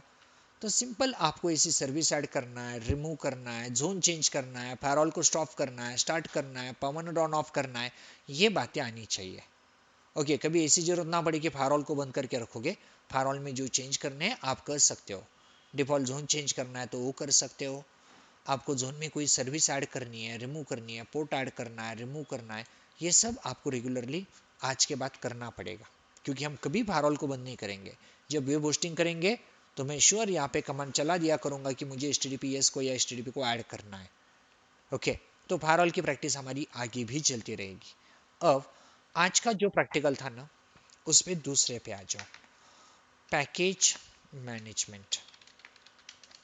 अब देखो हम विंडोज फैमिली में ना सॉफ्टवेयर को ज्यादातर सॉफ्टवेयर बोला करते हैं, ओके बट यहाँ पे सॉफ्टवेयर को क्या कहा जाता है, तो पैकेज। ओके कंफ्यूज ना हो ना, पैकेज क्या होता है, तो जस्ट एक लाइक कॉम्प्रेस फाइल होती है जिसमें उसकी डिफरेंट डिफरेंट पैकेज की सर्विसेज ऐड की जाती है, सॉफ्टवेयर की सर्विसेज होती है जिसे ये लोग पैकेज बोलते हैं। और ऐसा नहीं कि हम पैकेज बोलते हैं, आप विंडोज सर्वर पे जाओगे ना, जो विंडोज सर्वर 2012 है, 16 है या 19 है, वो लोग भी सॉफ्टवेयर को रोल बोलते हैं, उधर कोई रोल ऐड करना है तो रोल भी ऐसा ही कॉम्प्रेस पैकेज होता है, जिन्होंने रोल पे काम किया है पहले विंडोज सर्वर पे, सेम पैकेज हमारे क्या है, तो एक सॉफ्टवेयर ही होता है, जस्ट वो कॉम्प्रेस फॉर्मेट में होता है। अब रही बात विंडोज में, आप जब कोई सॉफ्टवेयर को यूज करते हो उसका एक्सटेंशन डॉट ई होता है ज़्यादातर, जिसे आप एग्जीक्यूटेबल फाइल कहते हो। तो जितने भी सॉफ्टवेयर आप यूज करोगे क्या रहते हो, डॉट ई। बट हमारे पास जो सॉफ्टवेयर रहेंगे वो ई नहीं रहते, हम आरपीएम के साथ होते हैं। ओके, तो यहाँ पे जो सॉफ्टवेयर आपको मिलेंगे वो क्या रहेंगे, डॉट आरपीएम। अब आप इसके सॉफ्टवेयर को देखोगे, सॉफ्टवेयर किस तरीके से आपको दिखाई देंगे, उनका नेमिंग किस तरीके से होगा। तो सॉफ्टवेयर को नेम को समझते हैं, यहाँ पे देखो पैकेज। पैकेज क्या है, all software in Linux operating system are divided into a package that can be install, upgrade, uninstall, ये सब होता है इस पे। और पैकेज क्या है, तो एक कॉम्प्रेस आर्चिव कंटेनिंग फाइल है जिसमें particular application regarding software codes या प्रोग्राम्स लिखे जाते हैं। अब हमारे सॉफ्टवेयर का वर्जन कुछ ऐसा दिखेगा, देखो क्या लिखा हुआ है, HTTPD टूल है 2.4.6 कुछ। ओके, तो ऐसा कुछ सॉफ्टवेयर आप डाउनलोड करोगे तो दिखता है, और ये आप देख रहे हो तो ऐसा लगता है बहुत कुछ आ गया, कुछ नहीं है ये। Dot RPM it's a extension, जैसे डॉट टीएक्सटी होता है, डॉट MP4 होता है, डॉट EXE होता है, तो it's a extension. x86 64 bit क्या है, इट्स आर्किटेक्चर, ये कौन से प्रोसेसर को सपोर्ट करेगा, 64 बिट या 32 बिट, तो ये आर्किटेक्चर है। ये इसकी रिलीज इंफॉर्मेशन ईयर लेट मतलब एंटरप्राइजेस लिनक्स 8 के साथ आया, और ये उसका नाम है, ये उसका वर्जन है 2.4.7। तो आप विंडोज में भी जब यूज करते हो ना सॉफ्टवेयर ऐसे ही होते हैं। आपने यदि कभी गौर से सॉफ्टवेयर को देखा है, कहीं पे है क्या मेरे पास CI/CD इधर, कहाँ पे है मेरे सॉफ्टवेयर, कोई तो मिल जाए एक, यहाँ पे नहीं है। जीरा कुबरनेट, कुबरनेट यार, सॉफ्टवेयर तो थे ना मेरे पास, किधर गए। हाँ देखो इधर बहुत सारे। अब देख लो कोई भी एक, हाँ ये टॉमकैट है, तो नाम क्या है इसका, अपाचे टॉमकैट, ये हुआ नाम। फिर 10.0 क्या है, वर्जन है, और डॉट EXE तो वैसे भी दिया गया है, तो एक्सटेंशन। तो विंडोज़ में तो यही है JDK, जावा का वर्जन है 18, विंडोज x64, देखो यहाँ पे आर्किटेक्चर भी है, डॉट MSI फाइल है जो EXE जैसी इसको सपोर्ट कर सकती है। फिर ये JDK EXE वाला है, सब सेम होता है। गिट का वर्जन देखो, गिट है 2.35 कुछ वर्जन, 64 बिट को सपोर्ट करता है, और डॉट EXE। तो लिनक्स के सॉफ्टवेयर को देखिए कंफ्यूजन कुछ नहीं है, सिर्फ चेंज हुआ तो जस्ट एक्सटेंशन। तो डॉट आरपीएम, और डॉट आरपीएम जो है ना, आजकल आपको ओरेकल ओएस मिलेगा, अमेजॉन का ओएस मिलेगा, रेड हैट का ओएस है, इन सब में आरपीएम ही चलता है। सिर्फ कुछ लिनक्स आपको डेबियन वाली मिलेंगी, जैसे कि उबंटू है, काली है, उनमें डॉट डेब होता है। तो हम रेड हैट फैमिली के साथ है, तो हमारे पास डॉट क्या होगा, आरपीएम होगा। तो हम आरपीएम वाले सॉफ्टवेयर को यहाँ पे मैनेज कर रहे हैं। तो डॉट आरपीएम रहा हमारे सॉफ्टवेयर का एक्सटेंशन। अब जब आप इन सॉफ्टवेयर को इंस्टॉल करने की बात करेंगे, तो इंस्टॉल करने की मेथड क्या होती है, देखो ये पुरानी मेथड हुई कि लोग CD DVD पेन ड्राइव में सॉफ्टवेयर को लेके आते थे और फिर इंस्टॉल करते थे। लेटेस्ट में क्या करते हैं लोग, सीधा नेटवर्क से इंस्टॉल कर लेते हैं, सेंट्रलाइज डाउनलोड करते हैं किसी सर्वर से और इंस्टॉल कर दिया करते हैं, क्योंकि अब ज़्यादातर ये मेथड पॉपुलर इतनी नहीं रही। ओके, बट दोनों भी मेथड पॉपुलर होती है। जब फ्यू नंबर ऑफ सिस्टम है ना, तो श्योर इसी को ही ज़्यादातर फॉलो किया जाता है। बट जब नंबर ऑफ कंप्यूटर ऑर्गेनाइजेशन में बढ़ जाए, तो ऑर्गेनाइजेशन क्या करती है, बाहर के सर्वर से नहीं, वो खुद का सर्वर सेट कर देती है, और खुद के सर्वर पे ही सब सॉफ्टवेयर को रखा जाता है सेंट्रलाइज, उसी से इंस्टॉलेशन किया जाता है। हम दोनों मेथड को समझेंगे, ओके, कैसे कर सकते हैं। अब देखो आरपीएम सॉफ्टवेयर मैनेज करने के लिए, आरपीएम एक्सटेंशन की बात नहीं कर रहा हूँ, कमांड ही आरपीएम है। आरपीएम कमांड के साथ आप सॉफ्टवेयर को इंस्टॉल कर सकते हो, Red Hat Package Manager। तो RPM is a command that are used to install packages in Linux। फिर RHL series, CentOS, Fedora के प्रोजेक्ट, इन सब में ये चलता है। सो RPM is a stand alone installation process, मतलब एक दो सिस्टम पे आपको इंस्टॉल करना है, RPM कमांड बेस्ट है। बट RPM कमांड में ना दो ड्रॉबैक है। ड्रॉबैक मतलब इसकी वीकनेसेस है, और वीकनेसेस क्या है, तो it can't install dependent software in single shot, and it does not wait for user confirmation. तो 5 मिनट वेट करना, 5 मिनट में ये प्रैक्टिकली समझाता हूँ। अब देखो, अब बात है सॉफ्टवेयर इंस्टॉल करने की। तो पहली बात, लिनक्स में जब भी आप सॉफ्टवेयर को इंस्टॉल करोगे, याद रखना, कभी भी आप थर्ड पार्टी सॉफ्टवेयर का इस्तेमाल ना करना। थर्ड पार्टी मतलब क्या, बाहर से मिले हुए। क्योंकि आप विंडोज पे सॉफ्टवेयर इंस्टॉल करते हो तो आपकी मेथड क्या है, कोई आपको बोले वीडियो रिकॉर्डर इंस्टॉल करना है तो आप क्या करोगे पता है, सीधा डायरेक्ट जाओगे गूगल पे, बेस्ट फ्री वीडियो रिकॉर्डर, जो मिला वो शुरू, राइट। बट वो किसने दिया, कहाँ से आया, कैसे ट्रस्ट कर ले, किसी हैकर ने अपना कोड उसमें डाल के रखा है तो हम इसके बारे में कभी सोचते ही नहीं है। चलो वो क्लाइंट सिस्टम है हमारा, हैक भी हो गया तो ज़्यादा कुछ फर्क नहीं पड़ेगा, हमारे अकाउंट जाएंगे। बट ये सर्वर कंपनी का है, आपकी एक गलती का खामियाजा टोटल कंपनी को भुगतना पड़ेगा। तो कभी भी आप थर्ड पार्टी वाला सॉफ्टवेयर उसमें डालोगे ही नहीं, दैट्स आर टोटली अनट्रस्टेबल। फिर कौन चाहिए, ओनली ऑफिशियल। ओके, अब ऑफिशियल चाहिए तो आपके पास फिर से दो ऑप्शंस है। आप रेड की तरफ से सॉफ्टवेयर को ले सकते हो। ओके, रेड पे आपको अकाउंट बनाना पड़ेगा, वहां से सॉफ्टवेयर मिलेंगे और 8-10 दिन में, नेक्स्ट वीक में हम यहाँ पे भी अकाउंट बनाएंगे। अभी हम अकाउंट बना के नहीं लेंगे क्योंकि हमारे लिए रेड वालों ने ऑलरेडी सॉफ्टवेयर दिए हुए हैं। हमने जो आईएसओ डाउनलोड की थी ना, हमारे मैक्सिमम 90% प्लस सॉफ्टवेयर उसमें ही है। कभी कभी जरूरत पड़ेगी हमें तो रेड की ऑफिशियल साइट से जाके भी लाएंगे, बट वहाँ पे अकाउंट वो बनाना है वो हम नेक्स्ट वीक में देख लेंगे। अभी तो हमें जो आईएसओ मिली थी जिससे हमने ये इंस्टॉलेशन किया है उसमें सब सॉफ्टवेयर है, और वो आईएसओ तो हमें रेड की तरफ से ही मिली, तो उसमें जो सॉफ्टवेयर है हम उनको ही यूज करेंगे। ओके, फिर उस डीवीडी में सॉफ्टवेयर है कहाँ पे और वो डीवीडी कहाँ पे, डीवीडी मतलब कौन, आईएसओ। अब देखो ये हमारा सिस्टम, अब आप यहाँ पे LSBL के चलाओगे ना, देखो सबसे लास्ट में आपको ये आता है। ओके, आपने ध्यान दिया या नहीं दिया, ये हमारी आईएसओ फाइल है वो जिससे हमने इंस्टॉलेशन किया था। ये 6.6 GB है क्योंकि मेरे पास 8.0 है। आपने कोई अपडेट वाला डाउनलोड किया तो आपकी साइज हाई होगी, और ये सॉफ्टवेयर सब यहाँ पे पड़े हुए हैं। चलो फिर सीडी में चलते हैं, सीडी करके रन, रन में कौन है, मीडिया, मीडिया में रूट, वो माउंटेड पॉइंट है उसका, और उसमें RHEL एंटर करके देखो LS, ये आपकी डीवीडी है जो आपने डाउनलोड की थी। इसे डीवीडी क्यों बोल रहा हूँ पता है मैं गलती से बार बार, क्योंकि जब आईएसओ को आपने यहाँ पे अटैच किया था ना इंस्टॉलेशन के लिए, ये उसको as like a DVD follow करता है। ये ऐसा समझ रहा है कि आपने कोई डीवीडी इसको अटैच कर दिया, और इट्स अ रीड ओनली क्योंकि वो आईएसओ फॉर्मेट में है। तो ये आपकी वो आईएसओ फाइल है जिसमें ये सब है, और ये जो 6.6 बोल रहा है ना, रियलिटी 6 GB से भी ज़्यादा इसमें सिर्फ सॉफ्टवेयर ही है हमारे, बाकी का सब डेटाबेस ना 600 MB भी नहीं है, सब के सब सॉफ्टवेयर है, और हमारे ऑल सॉफ्टवेयर इन दो फोल्डर में है। देखो दो कौन है, एक ऐप स्ट्रीम और दूसरा बेस ओएस, इन दोनों में ही आपके सब के सब टूल प्रेजेंट है। चलो चेक करते हैं, चलो किसी एक में, ऐप स्ट्रीम में चलते हैं। यहाँ पे आ गए क्या, यहाँ पे पैकेज और रेपो डेटा है, तो कहाँ पे होंगे पैकेज, पैकेज में होंगे, तो CD पैकेजेस, आ जाओ पैकेजेस में।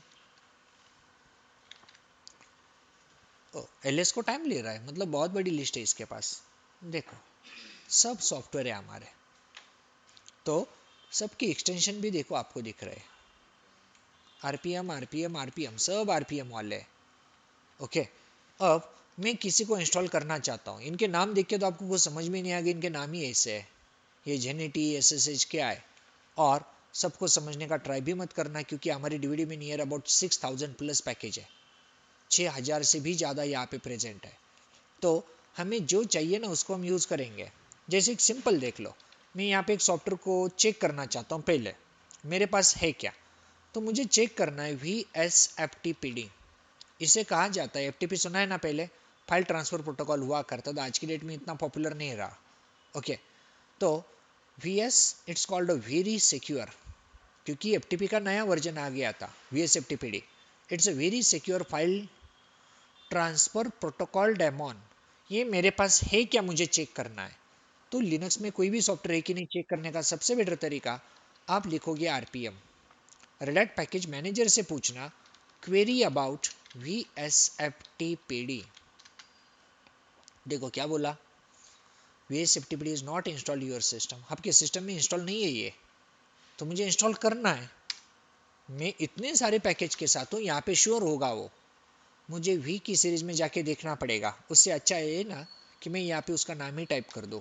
देखो मैं आरपीएम से कहता हूँ RPM, I for install, install करना है। वी मतलब वो बोझ मुझे दिखाओ इंस्टॉल हो रहा है कि नहीं। एप का मतलब फोर्सफुली होता है, बट नहीं लगाता मैं यहाँ पे आई वी एच लगाता हूँ। एच क्या है, जब वो आपको दिखाएगा ना इंस्टॉल हो रहा है कि नहीं हो रहा है, तो इसे हैश में दिखाएगा कि 10% 20% हो गया। फिर किसे इंस्टॉल करना है, वी एस एफ टी। देखो टैप किया तो ये टोटल आ गया, तो ये बोल रहा है मुझे मिल गया, आपकी लिस्ट में है, तो ये आ गया। फिर आप एंटर करो। अब देखो जैसे एंटर करता हूं ये करता क्या है, क्या हुआ, कुछ तो हो गया लेकिन सब खत्म हो गया है। टर्मिनल पे आ गया। ओके, क्या क्या किया देखो, उसने पहले वेरीफाई किया, फिर क्या बोला प्रिपेयर, और फिर क्या बोला अपडेट और इंस्टॉल। इसका मतलब ये लगता है इसने इंस्टॉल कर दिया है। ओके, फिर आरपीएम क्यू से पूछो, क्वेरी अबाउट वीएसएफटीपीडी, ये बोल रहा है आपके पास इंस्टॉल हो गया। अब देखो इसने इंस्टॉलेशन कर दिया। आप एडमिनिस्ट्रेटर आपसे पूछने की कोई प्रोसेस है कि नहीं, मतलब एडमिनिस्ट्रेटर को कुछ इज्जत रखी कि नहीं इसने। मैं इंस्टॉल कर रहा हूँ, 10 MB का है, 20 MB का है, किधर डालना है, कुछ भी नहीं पूछा। मतलब एडमिनिस्ट्रेटर को बिल्कुल भी वैल्यू नहीं दे रहा है। मैं इसको बोलूंगा ना इसको मुझे हटाना है, हटाने की प्रोसेस होती है ई फॉर इरेज। इरेज मतलब रिमूव करना। अब देखो मैं इसे कहता हूं मुझे इरेज करना है, जैसे एंटर करूंगा ना क्या हुआ पता ही नहीं है, क्योंकि वी नहीं डाला था। लेकिन इससे पूछता हूं क्वेरी, ये बोल रहा है जा चुका है आपके पास नहीं है। तो कुछ पूछने की प्रोसेस तो होनी चाहिए, आरपीएम के पास ऐसा कुछ नहीं है। और ये जो मैंने आपको दो ड्रॉबैक बोले थे इसके दो वीकनेसेस है। इसका एक वीकनेस देखो, ये खुद यूजर कंफर्मेशन को जरूरी नहीं समझता, जो कुछ करना है ना कर डालेगा। ओके, जैसे उसने हमारी एप्टीपीडी के साथ किया कि सीधा बोला इंस्टॉल करो, तो बताना चाहिए था मुझे कि मैं 10 MB डालूंगा, 25 MB डालूंगा, या इसकी साइज इतनी है, इंस्टॉल होने के बाद इतना होगा। कुछ भी नहीं पूछा। तो यूजर कंफर्मेशन ये कमांड लेती नहीं है। ये हमारे सॉफ्टवेयर का प्रॉब्लम नहीं है, प्रॉब्लम इस कमांड का है। एक पुराने जमाने की कमांड है, बहुत सारे ओल्ड लिनक्स इंजीनियर इसे आज भी यूज करते हैं, बट उनकी प्रैक्टिस हो चुकी है तो उनको अच्छा लगता है, वो चलो करने दो। बट ये आउटडेटेड में से एक है। यूजर कंफर्मेशन को ये बिल्कुल भी सपोर्ट नहीं करती। सॉफ्टवेयर डालना था डाल दिया, निकालना था निकाल दिया, हमसे पूछा तक नहीं। फिर इसका दूसरा ड्रॉबैक देखो, इसको समझना है तो इसको समझते हैं। अब फिर से यहाँ पे आते हैं। अब हम कहाँ पे है, उस डीवीडी में है, ऐप स्ट्रीम में बाहर आ जाओ, cd dot dot app stream में आ गए, और एक बाहर आ जाओ डॉट डॉट, यहाँ पे बेस ओएस है। चलो बेस ओएस में बी कैपिटल है, बेस ओएस आ गए। यहाँ पे भी देखो पैकेज है, सीडी पैकेज, पैकेज में आ गए। अब देखो सब पैकेज इधर बहुत सारे अलग अलग अलग है दोनों। तो कुछ बेसिक ओएस के लिए चाहिए वो वहाँ पे है, कुछ यहाँ पे है। अब आप इसे भी बोलो मुझे कुछ इंस्टॉल करना है, जैसे देखो मैं यहाँ पे लिखता हूँ RPM, RPM red package manager hyphen I मतलब इंस्टॉल वी वर्बोज, एच मतलब हैश। और कौन करेंगे इंस्टॉल, इसे कहते हैं सांबा कर दो। सुना है पहले नाम, सांबा वर्जन 4 चल रहा था है। तो इसको सांबा इंस्टॉलेशन करने को बोला, राइट। अब आपको पता है मैं एंटर करूंगा तो ये क्या करेगा, हैश में दिखाएगा और सीधा फुल एंड फाइनल कर डालेगा, हमसे कुछ पूछेगा तक नहीं। एंटर, नहीं अब तो ऐसा नहीं किया। अब इसने क्या बोला पता है, इसे इंस्टॉल करना चाहते हो ना पहले इन चारों को डालो। क्यों, क्योंकि ये उन पे डिपेंडेंट है। जैसे कि आपने कभी विंडोज में कोई गेम डाल दी समझो, गेम डालने के बाद आपको पता चलता है यार गेम तो सही से चलती ही नहीं, मुझे फ्लैश प्लेयर चाहिए। फिर फ्लैश को डालोगे, कोई सॉफ्टवेयर आपको बोलता है नहीं डॉट नेट को डालो, तो डॉट नेट फ्रेमवर्क डालना पड़ता है, जावा को डालना पड़ता है, ऐसे बहुत बार होता है। बट ये ऐसा टूल है ना आरपीएम, इसको पता चला कि ये चलने के लिए इन चारों को डालना है, तो ये क्या बोलेगा पता है, अभी चारों को पहले डालो तो ही ये होगा, तब तक होगा ही नहीं। आप फिर बोलोगे इसे जाके इसे डाल दो, वो बोलेगा नहीं पहले इसे डालना होता है, इसे पहले डालो। आप थक जाओगे, ये बोलेगा उसको डालो तो उसको पहले डालो। आप ऐसे करते रहोगे ना तो 1 घंटे बाद 2 घंटे जितना भी टाइम लगे 100% हो जाएगा। बट डिपेंडेंसी आप सॉल्व करो। और ये जितने टूल बोल रहा है ना सब इधर पड़े हुए हैं, सब इधर पड़े तो ये खुद क्यों नहीं कर रहा, तो मुझे पूछ लेता ना ये 4 डालने डाल दूं क्या, हम बोल देते यस। ये नहीं करेगा। डिपेंडेंसी सॉल्व करना आपकी रिस्पॉन्सिबिलिटी। मतलब आरपीएम के ये प्रॉब्लम थे, दैट्स वाई आरपीएम आज की डेट में पॉपुलर नहीं रहा। तो इसका दूसरा डिसएडवांटेज क्या था देखो, it can't install dependent software in single shot, जैसे अभी ये फेल हो गया। तो ये डिपेंडेंसी को खुद सॉल्व नहीं करता। फिर लोगों ने ना आज की डेट में इसको यूज करना तक छोड़ दिया। आज की डेट में जो मार्केट में आया वो है यम, और यम का फुल फॉर्म देखो, yellow dog updater modified. Okay, open source community वाले ऐसे कुछ भी वर्ड उठाते हैं जहाँ पे कॉपीराइट की इशू ना हो। क्योंकि येलो डॉग क्यों लिया, क्योंकि कोई पीला कुत्ता होता नहीं, और हुआ भी तो कॉपीराइट का इशू नहीं लेके जाएगा कहीं पे कोर्ट पे। तो ओपन सोर्स कम्युनिटी इसलिए इसे कुछ भी नाम दे देती है। चलो ये कोई अलग बात नहीं है हमारे लिए। तो यम जो है वो आज के डेट में बहुत ही पॉपुलर है। यम में भी अभी डीएनएफ कहा गया है। कभी आपने डीएनएफ देखा है तो मैं आपको डीएनएफ भी बताता हूँ आगे क्या होता है। तो यम का फुल फॉर्म एलोडॉग अपडेटर मॉडिफाइड। और यम जो टूल है it's open source package community से बिलोंग करता है, फ्री में मिलेगा। और जो भी ड्रॉबैक आरपीएम वाले के साथ थे इसने सब ड्रॉबैक को क्या कर दिया, निकाल दिया। मतलब कंफर्मेशन का इशू इसने सॉल्व किया, ऊपर से डिपेंडेंसी का इशू भी इसने सॉल्व किया। दैट्स वाई ये बहुत पॉपुलर बन गया। और मैक्सिमम इंजीनियर जो आज काम करते हैं वो किसके साथ काम करना चाहते हैं, यम के साथ। तो अब आपको आरपीएम पता है कि कैसे काम कर रहा है और उसके प्रॉब्लम क्या है, बट यम है ना, आपको आरपीएम की जरूरत ही नहीं पड़ेगी। चलो फिर यम कैसे काम करेगा और कैसे पैकेज इंस्टॉल करोगे, चलो अब प्रैक्टिकली समझो। अब मैंने यहाँ पे क्या किया था देखो, आपके विंडोज़ की भी यही मेथड थी ना कि आपने सॉफ्टवेयर डाउनलोड में डाउनलोड किया तो आप क्या करते हो, डाउनलोड में जाके इंस्टॉल करते हो, उसे डबल क्लिक करते हो। तो मुझे कोई पैकेज चाहिए तो मैं किधर आ गया था, पैकेज में। लेकिन बात जब यम की होती है ना, यम को किधर जाने की जरूरत ही नहीं है।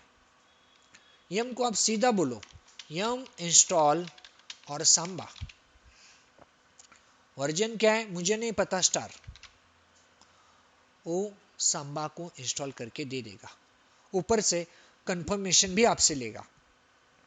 बट यम कमांड को एक प्रॉब्लम है, और ये है जैसे एंटर करोगे ना वो एरर देगा।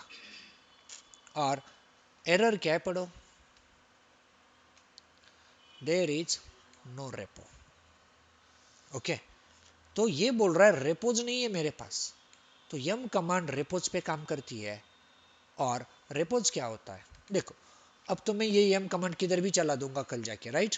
इसे क्या पता सॉफ्टवेयर किधर है, डीवीडी में पड़े है कि लोकल किसी फोल्डर में रखा है। इसे कोई तो होगा ना जो बताएगा सॉफ्टवेयर है कहाँ से इंस्टॉल करने हैं।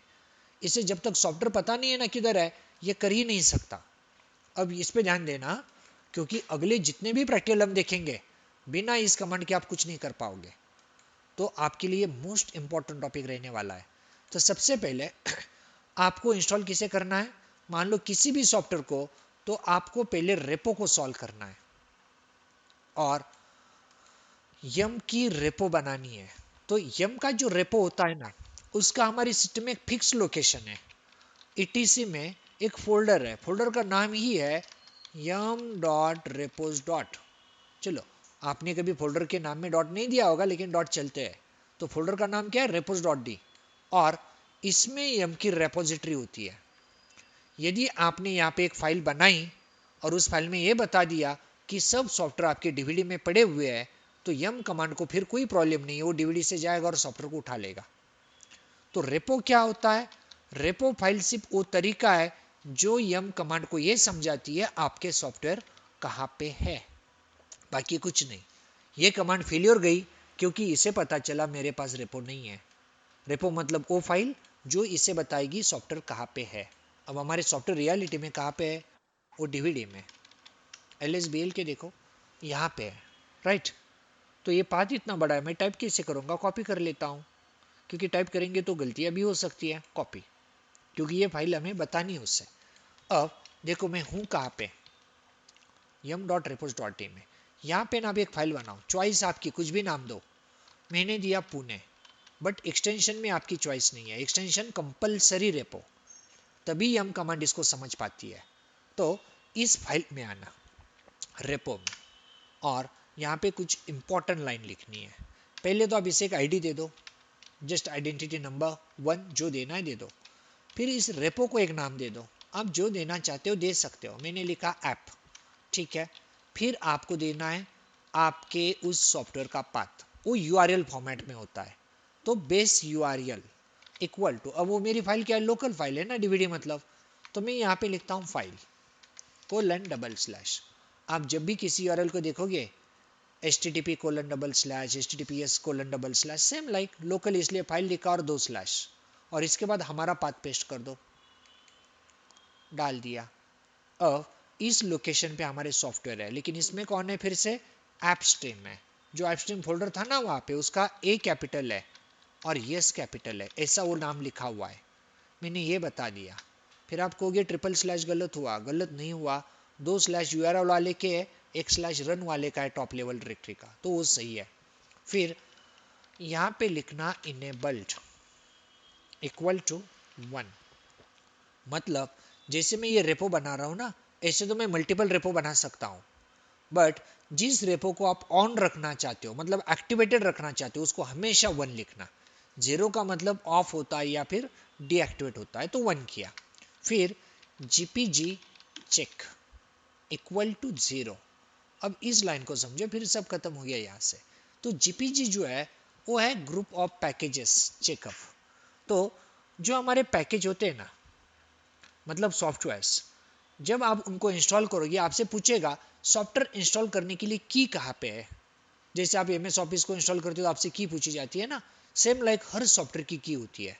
वैसे हमारी डीवीडी में वो की पड़ी हुई है यहाँ पे, बट अभी फिलहाल हम इसको की देना ही नहीं चाहते, तो इसको मैं ये बता रहा हूँ की चेकअप करने की प्रोसेस ऑफ। तुम की को चेक ही मत करना, 1 करोगे तो फिर पूछेगा की का पाथ बताओ, तो अभी तो हम की नहीं दे रहे, बाद में हम दे देंगे इसे, तो की चेकअप बंद किया। बट ऐप स्ट्रीम दिया, बेस ओएस में भी तो सॉफ्टवेयर होते हैं। एक काम करो, कितनी लाइन है ये, 5 और इधर बोलो पेस्ट, सिर्फ इसमें नॉर्मल मॉडिफिकेशन कर दो। इसको बोलता हूँ 2, इसको ऐप की जगह पे बोल देता हूँ बेस, और इसे लास्ट में सिर्फ क्या बोल दो, सॉफ्टवेयर सिर्फ ऐप स्ट्रीम में नहीं बेस ओएस में भी है, बेस और ओएस कैपिटल हो गया। तो आपने दोनों फोल्डर के पास इसे समझा दिए, ये दोनों भी एक्टिवेटेड है, की चेकअप करना नहीं है। आपने रेपो बना लिया, वो जो बोल रहा था ना मेरे पास रेपो नहीं है, अब वो एरर होगा ही नहीं। इसे बोलो यम इंस्टॉल संबा करो। अब देखो सेम कमांड जो टॉप में चलाई थी, अब कोई एरर नहीं होगा। देखो एक को नाम दिया था ऐप, देखो ऐप मिल गया, दूसरे को भेज दिया था, दोनों भी मिल गए। और ये बोल रहा है आप संबा स्टार करोगे तो संबा के नाम से शुरू होने वाले मेरे पास इतने पैकेज है, और इनकी डिपेंडेंसी जो सब कुछ मिला के एक डिपेंडेंसी इंस्टॉल करनी पड़ेगी। इनका सॉफ्टवेयर का नाम दिया, आर्किटेक्चर दिया, वर्जन दिया, रेपोजिटरी कहाँ पे मिली, 1 नंबर की 2 नंबर की वो बताया, और ऊपर से आपको समझा रहा है 14 पैकेज हो गए टोटल मिला के, सबकी साइज मिला के सिर्फ 3.5 MB है। बट अभी इंस्टॉल करोगे तो 8.60 MB हो जाएगा, आपकी डिस्क का स्पेस कंज्यूम होगा। आप रेडी हो तो यस बोलो, ना हो तो नो बोलो, आपकी चॉइस। यस कहोगे तो देखो इंस्टॉलेशन शुरू, और कितना फास्ट है ये, तो विद इन फ्यू सेकेंड ये 14 के 14 सॉफ्टवेयर इंस्टॉल कर देगा। देखो उसने पहले इंस्टॉल किया, इंस्टॉल करने के बाद खुद वेरीफाई किया सब चल रहे हैं क्या, और फिर बोला आपने जो बताया था कंप्लीट हो चुका है, तो ये काम हो गया। अब फिर से देखो आरपीएम से एक बार पूछते हैं, आरपीएम क्वेरी क्यू VSFTPD, क्या VSFTPD है मेरे पास, वो बोल रहा है नहीं है, तो हम M से कहते हैं उसको इंस्टॉल करो, यम इंस्टॉल VSFTPD, आगे का नहीं पता स्टार। अब देखो ये कैसे समझाता है, उसने कैसे किया था। ये आपको बोल रहा है VSFTPD मिल गया, आर्किटेक्चर x86 है, वर्जन 3.0.3 आईपेन कुछ है, रेपोजिटरी कहाँ पे मिला, ये तो 1 में मिला, और साइज 180 KB है उसकी सिर्फ। जब इंस्टॉल होगा तो आपकी डिस्क का कितना स्पेस कंज्यूम करेगा, 356 KB। आप रेडी हो तो यस बोलो, यार we are ready, enter. Install हो गया, वेरीफाई किया, कंप्लीट हो गया। अब चेक करो क्वेरी, ये बोलेगा आरपीएम भी, हाँ आ चुका है। और क्या यम भी मुझे बताएगा सॉफ्टवेयर इंस्टॉल है कि नहीं, क्या हर बार आरपीएम के पास जाना है, तो यम भी बताएगा।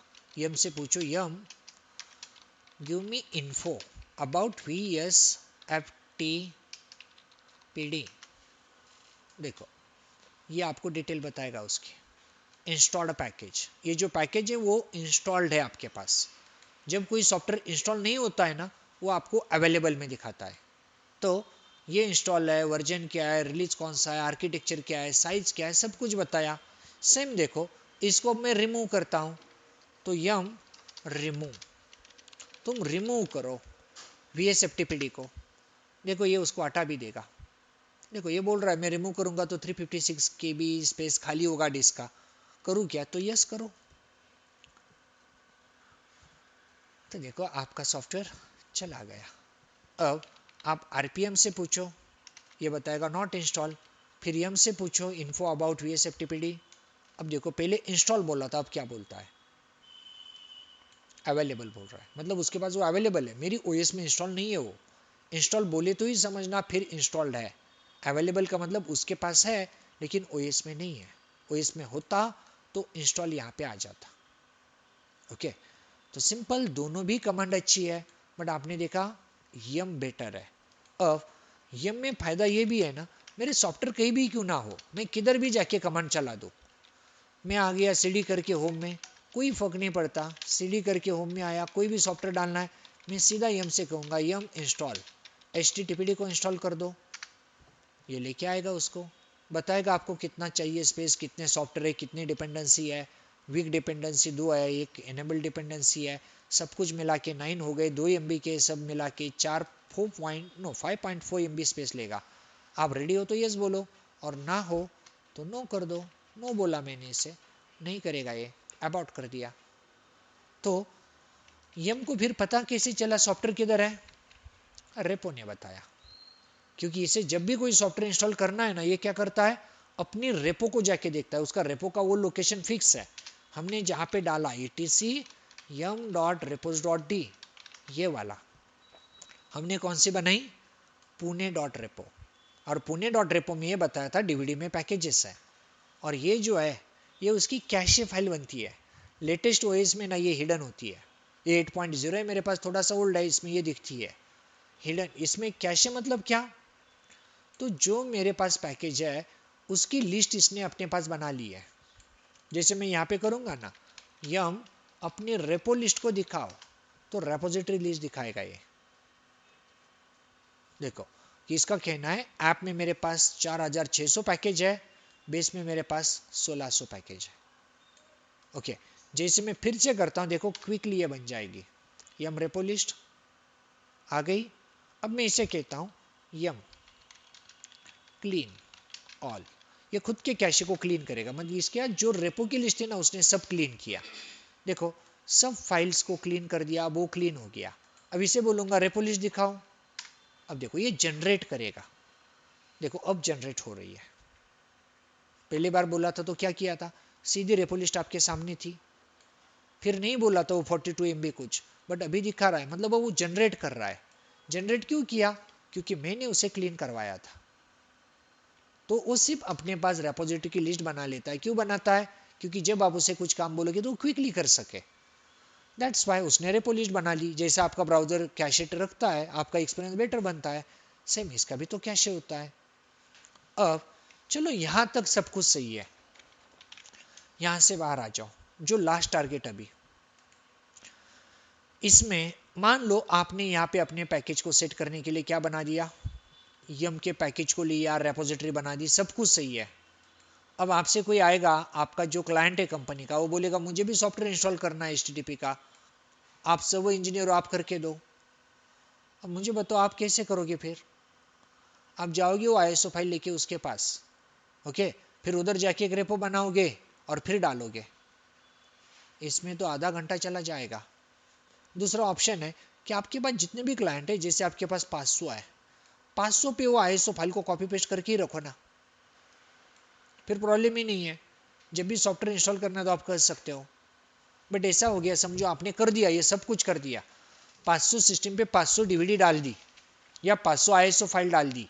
पहली बात तो 500 मल्टीप्लाई बाय 6 करके देखो आपने कितना स्पेस कंज्यूम किया, 6 GB की एक है ना, तो कितना जाएगा, कितना टीबी, 3 TB। तो आपकी कंपनी परेशान हो जाएगी आपसे, 3 TB तो इस इंजीनियर ने पैकेज के लिए डाल दिया है। तो पहली बात ये नहीं करेंगे। दूसरी बात ये समझो आपने कर भी दिया, कल जाके HTTP का नया वर्जन आ गया और कंपनी ने आपको बोल दिया यार नया HTTP डालना पड़ेगा, पुराने में कोई बग था, अब क्या करोगे, 500 पे लेके घूमोगे उस सॉफ्टवेयर को, सही है ना, वही करना पड़ेगा, सबका अपडेट करना है तो। बट ये रास्ता आसान नहीं है। सबसे बड़ा तरीका क्या है पता है, ये जो हमारा लोकल बना था ना, हम लोकल में कुछ ऐसा कॉन्फ़िगरेशन करेंगे ना कि किसी को भी सॉफ्टवेयर चाहिए, हमारा सिस्टम उसको सॉफ्टवेयर भेज देगा अपने आप। वो सिर्फ यहाँ पे जाके क्या लिखेगा, यम इंस्टॉल लाइक सांबा, तो सांबा यहां से जाएगा उसके सिस्टम में और इंस्टॉल हो जाएगा। इसका सीधा मतलब ये है, हम तो यम सर्वर बनाना चाहते हैं। मतलब यम का तो लोकल सेटअप हो गया था, लेकिन ये कौन साबित होगा अब जाके, ये खुद सर्वर बन जाएगा। बट जब बात आएगी हम पैकेज दूसरों को देंगे, बट कैसे, HTTP FTP कुछ ना कुछ यूज करना पड़ेगा, उसके बिना शेयर नहीं कर सकते। तो चलो हम बात करते हैं, हम HTTP प्रोटोकॉल को यूज करेंगे। HTTP को यूज करेंगे तो बाय डिफॉल्ट पोर्ट नंबर क्या यूज करेगा, 80।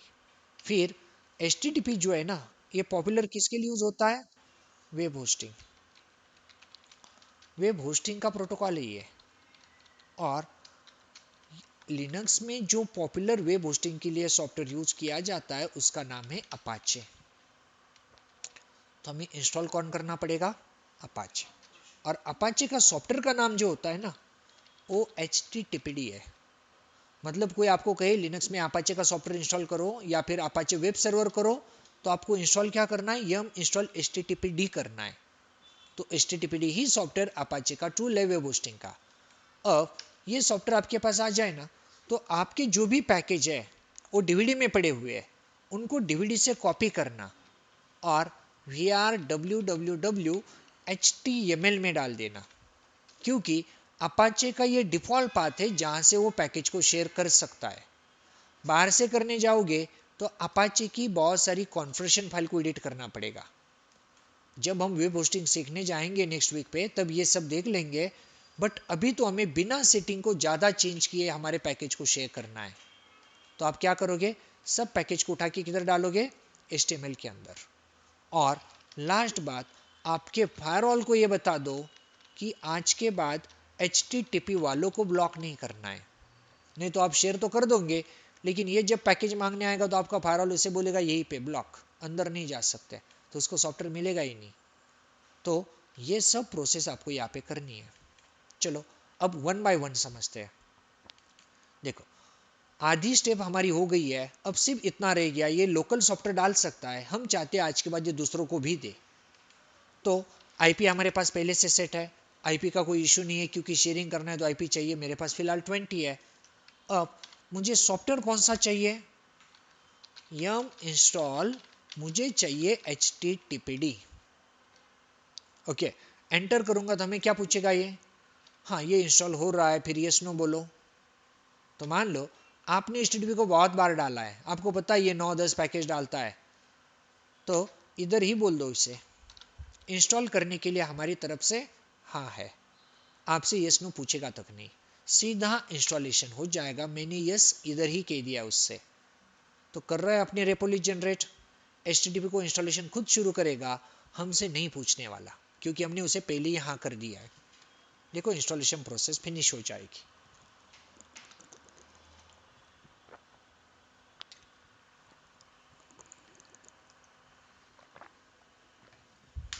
बस हो गया। अब HTTP इंस्टॉल करने से तो काम नहीं बनेगा, इसको स्टार्ट भी तो करना पड़ेगा। तो देखो systemctl स्टार्ट HTTPD, ये सर्विस स्टार्ट हो जाएगी। बट जब आप इसे स्टार्ट करोगे तो नेक्स्ट रिबूट के बाद ये फिर से बंद हो जाएगी।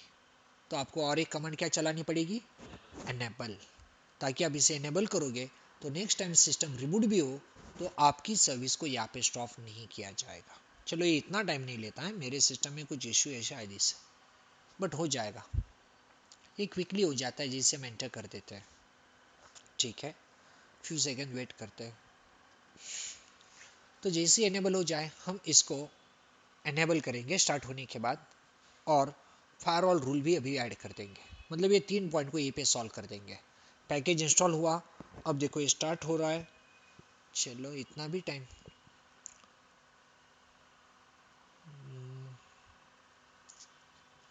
दूसरा टर्मिनल कर सकते हैं तब तक हमारे काम के लिए श्योर होगा 100%, क्योंकि कॉन्फ़िगरेशन का एरर है तो स्टार्ट नहीं होती है सर्विस, लेकिन हमने अभी इंस्टॉल किया ना, तो कॉन्फ़िगरेशन फाइल में एरर होने का सवाल ही नहीं, हो गया देखो। अब एनेबल कर दो, तो systemctl enable httpd, देखो परमानेंट ऑन हो गया। वेरीफाई करना है systemctl status httpd, देखो रनिंग है, एनेबल भी है, तो इसका काम सॉल्व हो गया है। फायरवॉल को बताओ कि HTTP वालों को ना रोका जाए, firewall -cmd %permanent -add -service http, firewall में ये अपडेट हो गया, बट फायरवॉल को रिलोड करवाओ, फायरवॉल -cmd $reload। अब फायरवॉल को भी कोई दिक्कत नहीं है, कोई आएगा तो आ सकता है। अब सिर्फ इतना रहा, हमारे जो पैकेज है वो कहाँ पे डालने हैं, वेब सर्वर की होम डायरेक्टरी में, और वो होम डायरेक्टरी क्या होती है, var में www में html, यहाँ पे जो कुछ होता है ना उसे ऑटोमेटिक शेयर किया जाता है, इसलिए हमारे सब पैकेज इधर डालने हैं। हमारे पैकेज है किधर, वो तो डीवीडी में है, lsbl के करके देखो, ये वाला पाथ, यार ये पाथ तो बड़ा है, चलो सीडी करके उसमें चलते हैं, रन मीडिया स्लैश, देखो क्या क्या कर रहा हूँ, रन मीडिया, मीडिया में रूट टैप करो, आ जाएगा आगे। अब यहाँ पे जो दिख रहा है ना बेस ओएस ऐप स्ट्रीम, हमें दोनों चाहिए। अब मैं यहाँ पे लिखता हूँ सपोज cp ऑप्शन rvf, फिर बेस ओएस और ऐप स्ट्रीम दोनों चाहिए। बेस ओएस कहाँ पे कॉपी करना है, var www html में, एंटर कर दोगे तो काम शुरू हो जाएगा। वी का मतलब पता है ना आपको क्या है, वी से क्या होगा, यहाँ पे कॉपी वाली कमांड है, बताओ। वर्बोज है, हाँ, ये आपको एक्नॉलेजमेंट देगा कि आपका काम हो रहा है। बट देखो मेरे पैकेज कितने हैं, 6000 प्लस है दोनों में मिला के। यदि मैं वी के साथ जाऊंगा ना, हमारे परफॉर्मेंस को ये बहुत हद तक लो कर देता है। और 6 GB मुझे यहाँ से कॉपी करना है, ये नियर अबाउट 900 MB का है, और ये 6.2 GB का है। यदि मैं वी लिखूंगा तो मुझे 6000 के नाम दिखेगा, हाँ पहला गया, दूसरा गया, तीसरा गया, तो वी को मैं हटा दूंगा, क्योंकि मैं चाहता हूं क्विकली इसे कॉपी पेस्ट किया जाए। कॉपी पेस्ट होगा क्योंकि हम पहले यूज कर चुके हैं इसे। जब तक ये टर्मिनल पे स्टक है समझ जाना ये काम कर रहा है, और काम खत्म होती ही ये टर्मिनल पे आ जाएगा, तो हमारा बेस ओएस यहाँ से कॉपी होगा और यहाँ पे जाएगा। देखो 900 MB हो गया, मैं वी डालता ना और आराम से ये 30-40 सेकंड लेता। अब मैं 6 GB को कॉपी करने जा रहा हूँ, तो यहाँ पे जाएंगे और ऐप स्ट्रीम को कॉपी करेंगे। आपको वी यूज करना है तो करो, सिर्फ टाइम लगेगा, बाकी कुछ नहीं। तो 30 to 40% टाइम आपका यहाँ पे कम हो जाता है, क्योंकि उसको वो वर्बोज आपको दिखाना नहीं है, बाकी कुछ नहीं। ये सिर्फ इतना दिखाएगा, ये कॉपी हुआ, HTML में डाल दिया, दूसरा हुआ, तीसरा हुआ, चौथा हुआ, इसी लिस्ट आएगी। ऑनलाइन यूजर 5 मिनट का ब्रेक लेना है क्या, क्योंकि लास्ट टाइम बात हुई थी बहुत लोगों को नींद आती है। 5 मिनट ब्रेक लेना तो बताओ, तब तक ये कॉपी भी हो जाएगा हमारा। यस,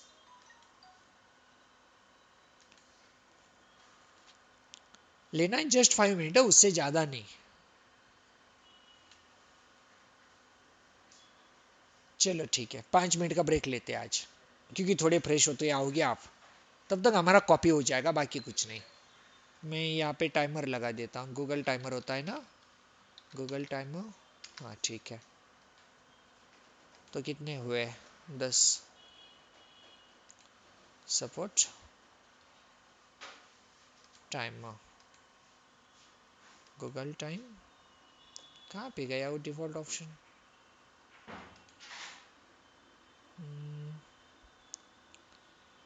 चलो इसमें टाइम चला जाएगा। स्टार्ट टाइम गूगल 10 मिनट नहीं, मुझे 5 मिनट चाहिए। हाँ, तो 5 मिनट रिसेट स्टॉप वॉच। हाँ चलो ठीक है, 5 मिनट के बाद मिलते हैं। ये सेकंड में है।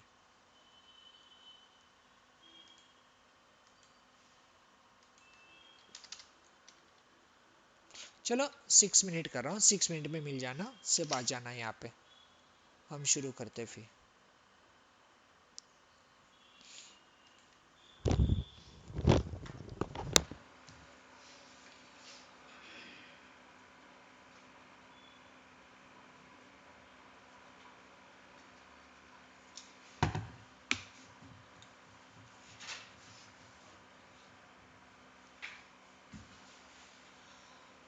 तुम्हाला सगळ्यात जास्त झोप आली, तुम्ही सगळे बघूनच म्हणलं. 5 मिनिट ब्रेक घ्या. नाईट शिफ्ट होती का? ओके. दीड दोन महिन्यामध्ये पहिल्यांदा ब्रेक. काय? हा? दीड नाही दोन मला महिन्यामध्ये बोलते पहिल्यांदा ब्रेक. 11:30 ब्रेक घेणार आहे. असं बोलले? असं वाटतं त्यांना ट्रेन ब्रेक देईल का. नाही नाही, डे ऑफ सुरू झाले. नाही, डे ऑफ सुरू झाले. डे ऑफ सुरू केले सर. लगेच बॅच आहे. माझं पण लगेच तिकडे ना, इकडून गेलं तर काहीतरी 11 वाजता. हे काय तू मॉनिटरिंग करत होता का? हे ते मॉनिटरिंग आहे का ते नाही, माझं वर्क पण चालू आहे आता. नाही नाही, पाहिलं मी टीम्स ओपन केलं तर एक मॅप सिलेक्ट केला, मी समजून गेलो. माझं काम पण चालू आहे आणि नंतर आता कसं आहे ना, काय होतं मग ते सॅटर्डे ग्रीन, ते एक फुटपाथ होता, ते लोकेशन वगैरे काय आहे ते म्हणजे? ते फुटपाथ होता, अरे नंतर एक त्या डॉटला ग्रीन सिलेक्ट केलं, असं काहीतरी केलं का? हां हां हे कंपनीचं आहे का हां. सिस्टम? नाही नाही नाही, हे मी इन्स्टॉल करून घेतला ते. कंपनी देत नाही का? नाही देत. आणि कंपनीने सिस्टम दिलेला आहे, हे लॅपटॉप पण नेटवर्क देतात. इंजिनियर आहे का मग तू? हां, तुम्ही नेटवर्क इंजिनियर आहे का मग? नाही, नेटवर्क इंजिनियर म्हणून नाही, माझं डिजिटल कार्टोग्राफर म्हणून आहे. असं आहे का? Senior digital cartographer.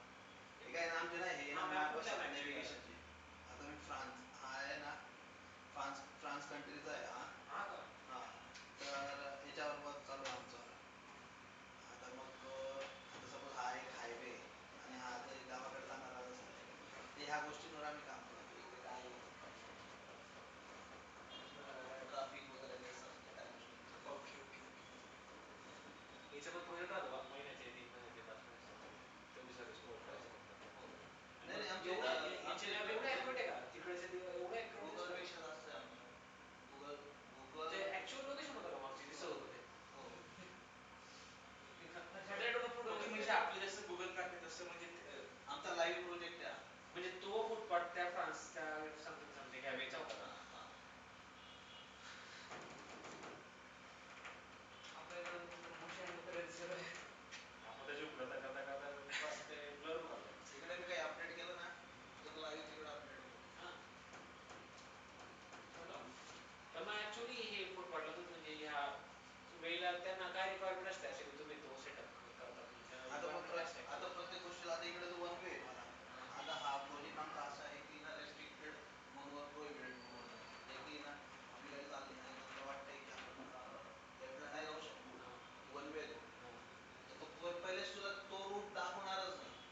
तू सांगेल तू स्ट्रेटच जा. आता तुला जर सांगायचं म्हणजे आहे की ॲक्च्युली तुला तू तुम्ही क्लॅरिटी. नेव्हिगेशन ॲपवर काम करता का हां, ॲक्च्युली? नेव्हिगेशन. असं आहे का? म्हणजे फक्त नेव्हिगेट करणार, ॲक्च्युअल काय कुठं जायचं काय जायचं हो असं. हो. मग ते क्लायंटला समजण्याआधी तुम्हीच तो आधी सेटअप करून घेतात की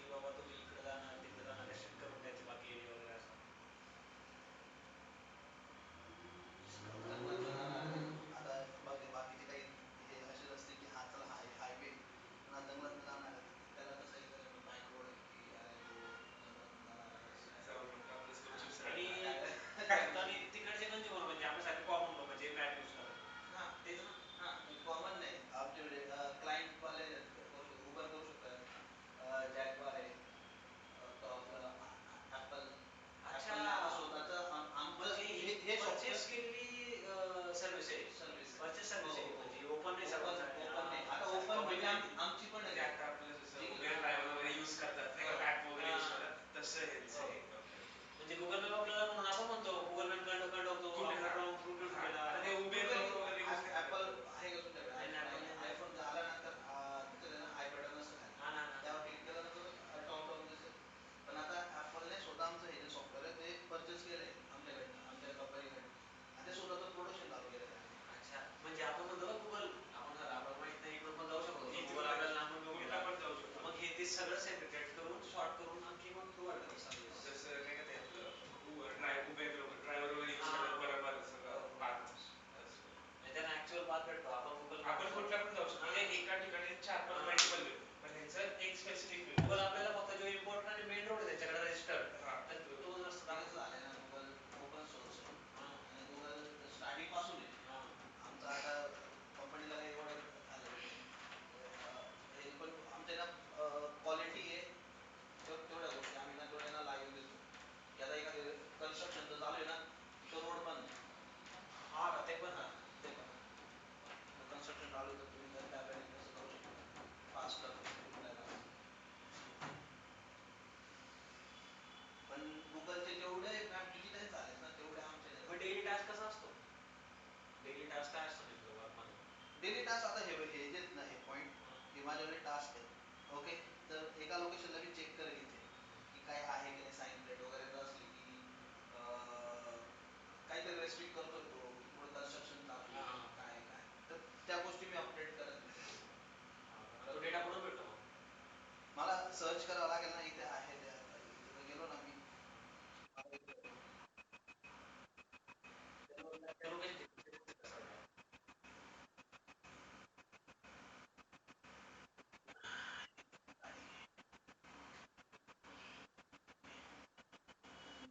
केलेली आहे की हा त्यानुसार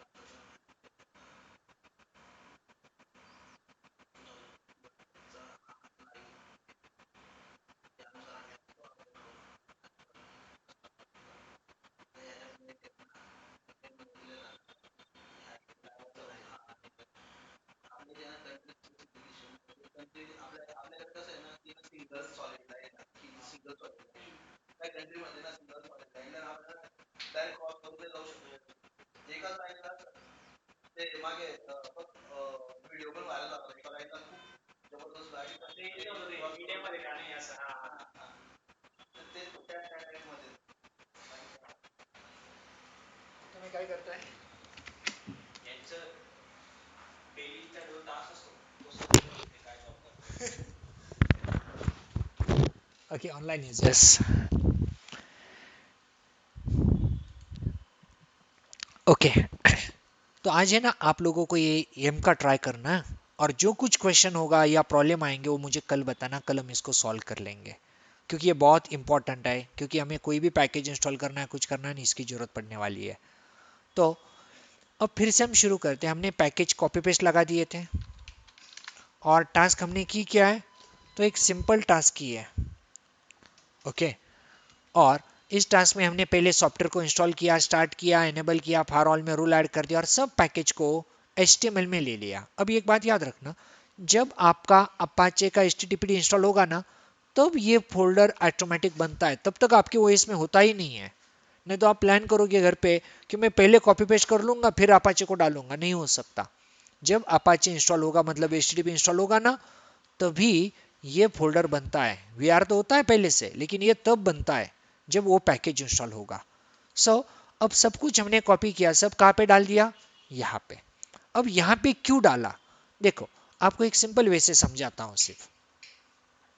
तो फायरफॉक्स में आते हैं. अब फायरफॉक्स में आप आओगे तो आपको वेब ब्राउजर मिल जाएगा. हमने वैसे भी HTTP के थ्रू शेयर किया, वेब ब्राउजिंग के थ्रू, तो सीधा फायरफॉक्स में हमारे पैकेज दिख जाएंगे हमें. तो फायरफॉक्स को ओपन होने देते हैं. हमारी OS में मान लो फर्स्ट टाइम ओपन कर रहे हैं तो थोड़ा टाइम जरूर लगेगा, क्योंकि वो पहले अपडेट कुछ चेक करेगा, कुछ प्रोसेस चलेगी उसकी, तो थोड़ा सा और वेट करते हैं, उसको आने देते हैं.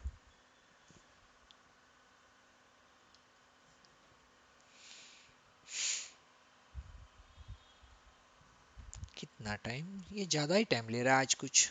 ठीक है, फिर हमें ब्राउज़र से भी ये पैकेज मिल जाएंगे जो हमने HTML में रखे हैं। तब तक चेक कर लेते हैं हम जाके यहाँ से cd vr, और vr में जाएंगे, क्लीन करता हूँ पहले, cd vr www html, देखो यहाँ पे होंगे ls, हाँ है, डिस्क यूसेज शो, देखो ऐप स्ट्रीम की साइज कितनी है, तो 5.3 GB है नियर अबाउट, और बेस ओएस कितना है, तो जो बेस ओएस है sh बेस ओएस, तो ये है 900 का, तो दोनों मिला के नियर अबाउट 6.4 GB के आसपास है। तो अब सब यहाँ पे आ गए, यहाँ पे क्या करो, खुद का आईपी एड्रेस टाइप कर दो सिर्फ। आपको पहले तो आईपी डालने से ये पता चलेगा आपके पास अपाचे आया कि नहीं, क्योंकि हमने HTTP इंस्टॉल किया है 10.0.0.20, जस्ट सेल्फ आईपी, एंटर, देखो Red Hat enterprises Linux test page, ये अपाचे का टेस्ट पेज है, इट्स पावर्ड बाय अपाचे 2.4। तो यस, हमारा पैकेज इंस्टॉल हो चुका है। फिर आपके पैकेज, आप बेस ओएस लिखो सिर्फ यहाँ पे, बेस ओएस, देखो बेस ओएस के पैकेज और रेपो डेटा दिखने लगा। ऐप स्ट्रीम लिखोगे तो आप वाले आ जाएंगे। अब आप इस बात को चेक करोगे ना, ये है क्या, तो देखो कॉपी, ये HTTP का पाथ है, कर देता हूँ क्लोज, कोई जरूरत नहीं है इसकी, क्लोज ऑल टैब, पेस्ट करके देखो आ गया। तो हमारे पैकेज कहाँ पे अभी, इसके अंदर है। ओके, HTTP के थ्रू हमारे IP से शेयर किए, अब सामने वाला ना हमारे इस पाथ से सीधा एक्सेस कर सकता है। जो हमारी लोकल रेपो थी ना, अब लोकल रेपो में चलो एक बार, कहाँ पे बनाई थी याद है ना आपको, cd etc yum.repos.d में, और मैंने बनाई थी pune.repo। देखो इसको एडिट करते पुणे रेपो को, आ गए इसमें ना, ये पाथ को हटा दो। अब डीवीडी से पाथ देने की कोई जरूरत ही नहीं है, क्योंकि मेरे पास खुद का अब वेब सर्वर के भी पाथ दे सकता हूं मैं, खुद का जो वेब सर्वर है वही किया मैंने, खुद का आईपी डाल दिया और क्या कर दिया, बेस ओएस, इसे बोला कि जो पैकेज चाहिए बेस ओएस से लेके आओ, और ऊपर वाले को भी क्या करोगे, सेम पाथ दे दो, सिर्फ वहां पे ऐप स्ट्रीम लिखोगे। तो ये सब कुछ हटा देता हूँ, ऐप स्ट्रीम को हम कर लेंगे टाइप, ठीक है। अब पेस्ट, और यहाँ पे क्या करेंगे, बेस ओएस हटा के क्या लिखेंगे, सिर्फ ऐप स्ट्रीम। तो आपका जो ये सर्वर था अब ये रेडी है, सिर्फ करो यम क्लीन ऑल, मतलब पुरानी जो कुछ इसके पास हिस्ट्री होगी हटा देगा, क्लीन ऑल, सब क्लीन हो जाएगा। अब यम रेपो लिस्ट करो, यदि आपकी रेपोजिटरी लिस्ट नए पाथ के साथ बन जाती है तो आप सक्सेसफुल हो, देखो बन रही है, कोई प्रॉब्लम नहीं है। अब जिसको भी पैकेज चाहिए ना, उसे अब हम यहाँ से पैकेजेस दे सकते हैं, क्योंकि हमने फायरवॉल को ऐड कर दिया, HTTP के थ्रू शेयर करना सब प्रोसेस हो गई है। अब देखो इसको पैकेज इंस्टॉल करने ना, ये बंदा करेगा क्या, सिर्फ अपने पास खुद की रेपो फाइल बना लेगा, वो जाएगा CD में, etc में, टैब यूज की, टैब सपोर्ट नहीं करती यहाँ पे, ठीक है, वो जाएगा CD करके etc में, कहाँ पे, yum.repos.d में, और यहाँ पे जाके एक फाइल बनाएगा vim, कोई भी फाइल, जैसे उसने नाम दिया india.repo, और उस फाइल में क्या लिखेगा, जो हमारा पाथ है, या फिर कहो हमारी सब लाइन उसने अपनी फाइल में कॉपी पेस्ट कर ली ना, तो भी चलेगा। मतलब अब देखो कोई मेरे पास आता है और कहता है मुझे सॉफ्टवेयर इंस्टॉल करना है, तो मैं उसे सिर्फ क्या दे दूंगा, ये रेपो फाइल, और इसे बोल देंगे यहाँ पे पेस्ट कर दो। और मुझे लगता है आपको रिमोट फाइल ट्रांसफर आता है तो इतना हार्डवर्क करने की भी जरूरत नहीं है, आप सीधा बोलोगे ना आपके सिस्टम को ये फाइल को लो और उसे भेज दो, तो भी आपका सिस्टम भेज देगा ना। ओके, नहीं समझ में आया तो देखो यहाँ पे, ये मेरा क्लाइंट है, स्लिप पे गया होगा, हाँ ये क्लाइंट है, यहाँ पे मैं लॉगिन कर लेता हूँ, पासवर्ड गलत हो गया शायद, ठीक है, लॉगिन किया, क्लीन करता हूँ। इसकी रेपो फाइल किधर होती है, देखो यहाँ पे etcm.repos.d, यहाँ पे आ गए, जो कुछ है हटा देता हूँ, नहीं चाहिए पुराना कुछ, ये खाली है।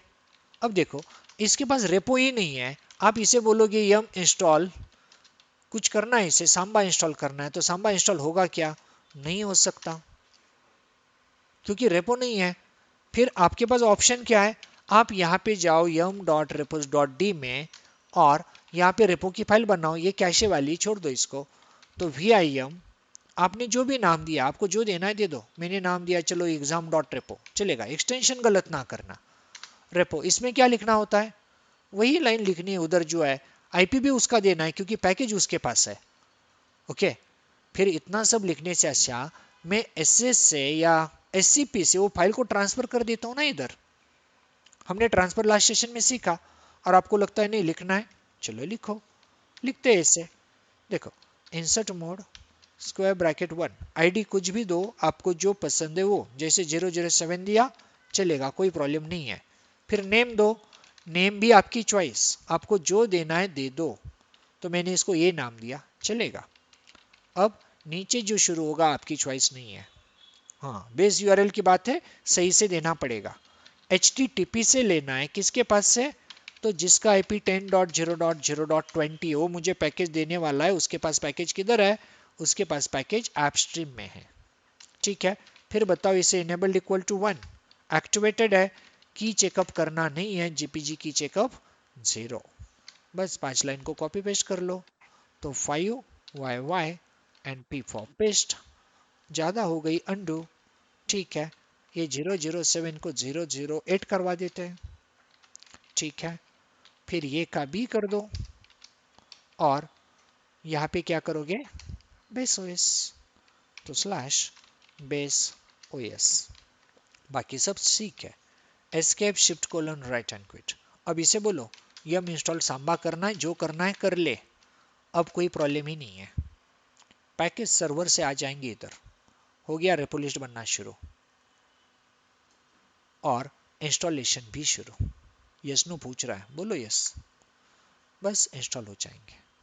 तो देखो क्या मुश्किल था, आज के बाद किसी भी क्लाइंट को चाहिए तो हर किसी के सिस्टम पे 6 GB पैकेज डालने की जरूरत नहीं है।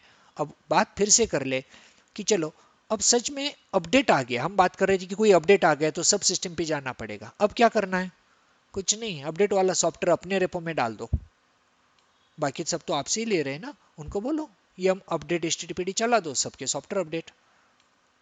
क्योंकि चेंज 500 सिस्टम थे तो 500 में फाइल डालने की जरूरत थी, लेकिन अब डालने की जरूरत ही नहीं है, क्योंकि सबके सॉफ्टवेयर सेंट्रलाइज लोकेशन पे है, सेंट्रलाइज की फाइल चेंज कर दो, हो गई सबकी चेंज।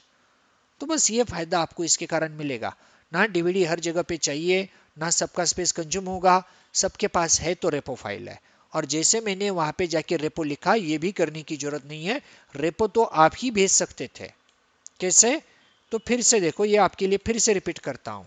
अब इसके पास जो रेपो है ना, rem-rvf स्टार हटा दिया, अब रेपो फाइल गई, आप इसे बोलोगे यम को क्लीन कर लो, तो कैसे क्लीन होगा, अब फाइल ही नहीं है, इसे बोलो यम इंस्टॉल, तुम्हें कोई इंस्टॉल करना है जैसे vsftpd, और स्टार नहीं कर सकता, क्या बोल रहा है, रेपो नहीं है, क्योंकि आपने डिलीट कर दी ना।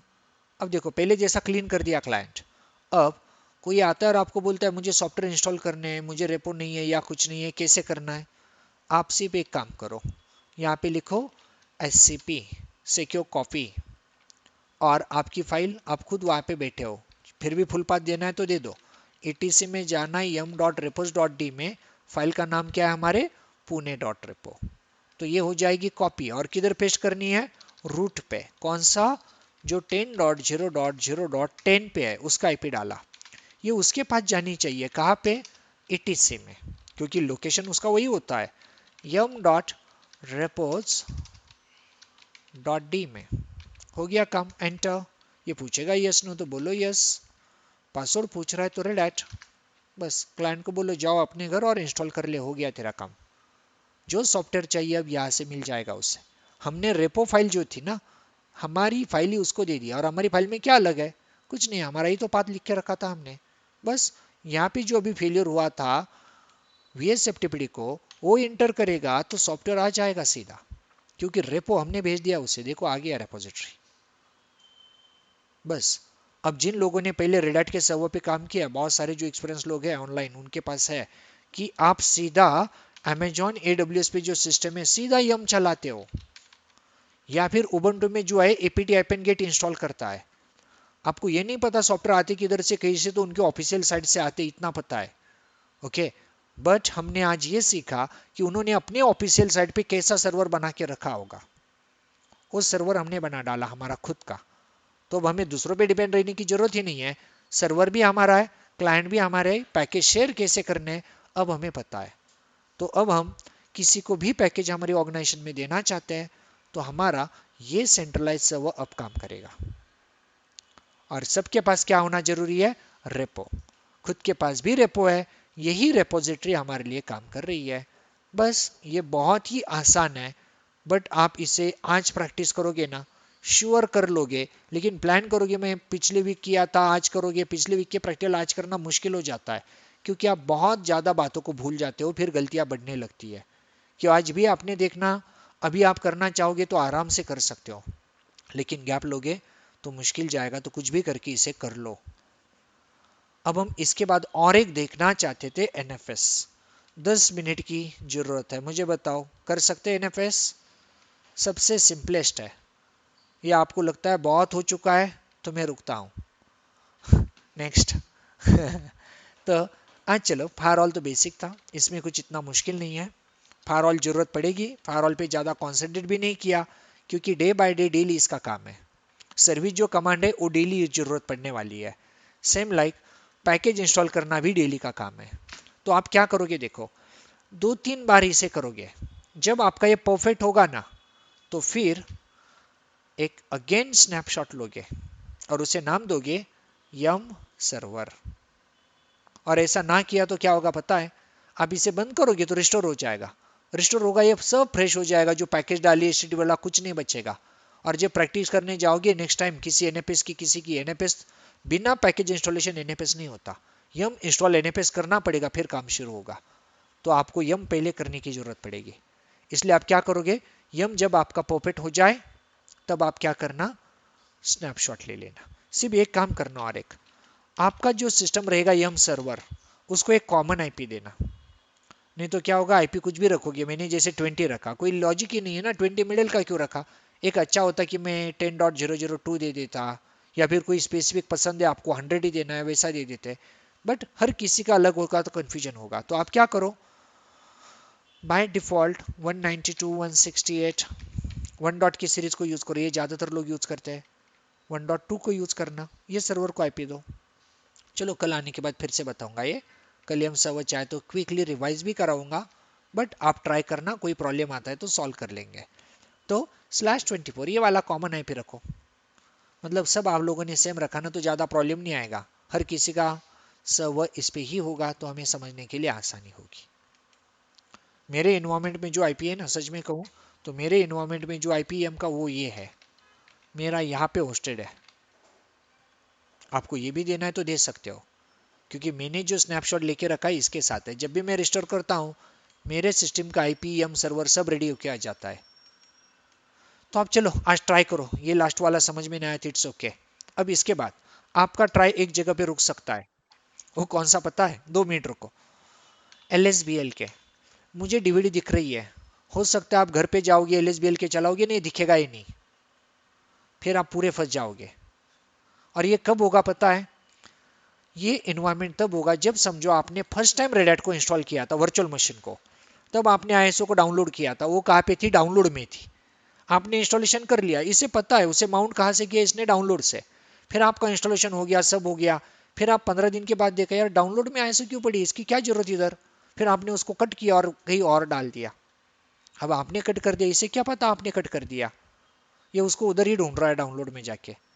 और ऐसा हो रहा है तो आपके इन्वायरमेंट में ये ISO आएगा ही नहीं, और ISO नहीं आएगा तो फिर आप पैकेज कहाँ से लाओगे।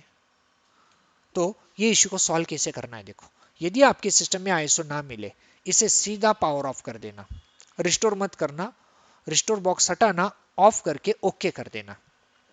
जैसे ही ऑफ करोगे आप इसकी सेटिंग में आना, ये रहा सेटिंग। सेटिंग में आने के बाद आपको यहाँ पे स्टोरेज मिलेगा, और स्टोरेज में देखो साटा है। ओके, साटा में दो ऑप्शन है, हार्ड डिस्क हम पहले ऐड कर चुके हैं, यहाँ से वही ऑप्शन है, हार्ड डिस्क ऐड कर चुके हैं, आपको ऐड कौन करना है, ऑप्टिकल। वो ना मिले तो ये करना है, ऑप्टिकल में जाओ, ये पूछेगा कौन सी, तो इसे बोलो सीधा मुझे ऐड करनी है, और जिधर भी आपने डाली ABCD जिस भी ड्राइव में, उधर जाके उसको सिलेक्ट कर दो, चूज कर दो, देखो आ गई लिस्ट में ISO फाइल, और ओके कर दो। बस स्टार्ट करने के बाद आपकी ISO आ जाएगी। ना मिले तो ये करना है, और फुल ट्राई कर लो, जहाँ पे प्रॉब्लम आता है कल मुझे बताना, चाहे तो एनी डिस्क रेडी रखना, आफ्टर द स्टार्टिंग सेशन हम उसको सॉल्व कर लेंगे। चलो, अब इसके अलावा और कोई क्वेश्चन है आपका तो पूछो, और कल से थोड़ा टाइम बढ़ाएंगे हम, चलेगा ना?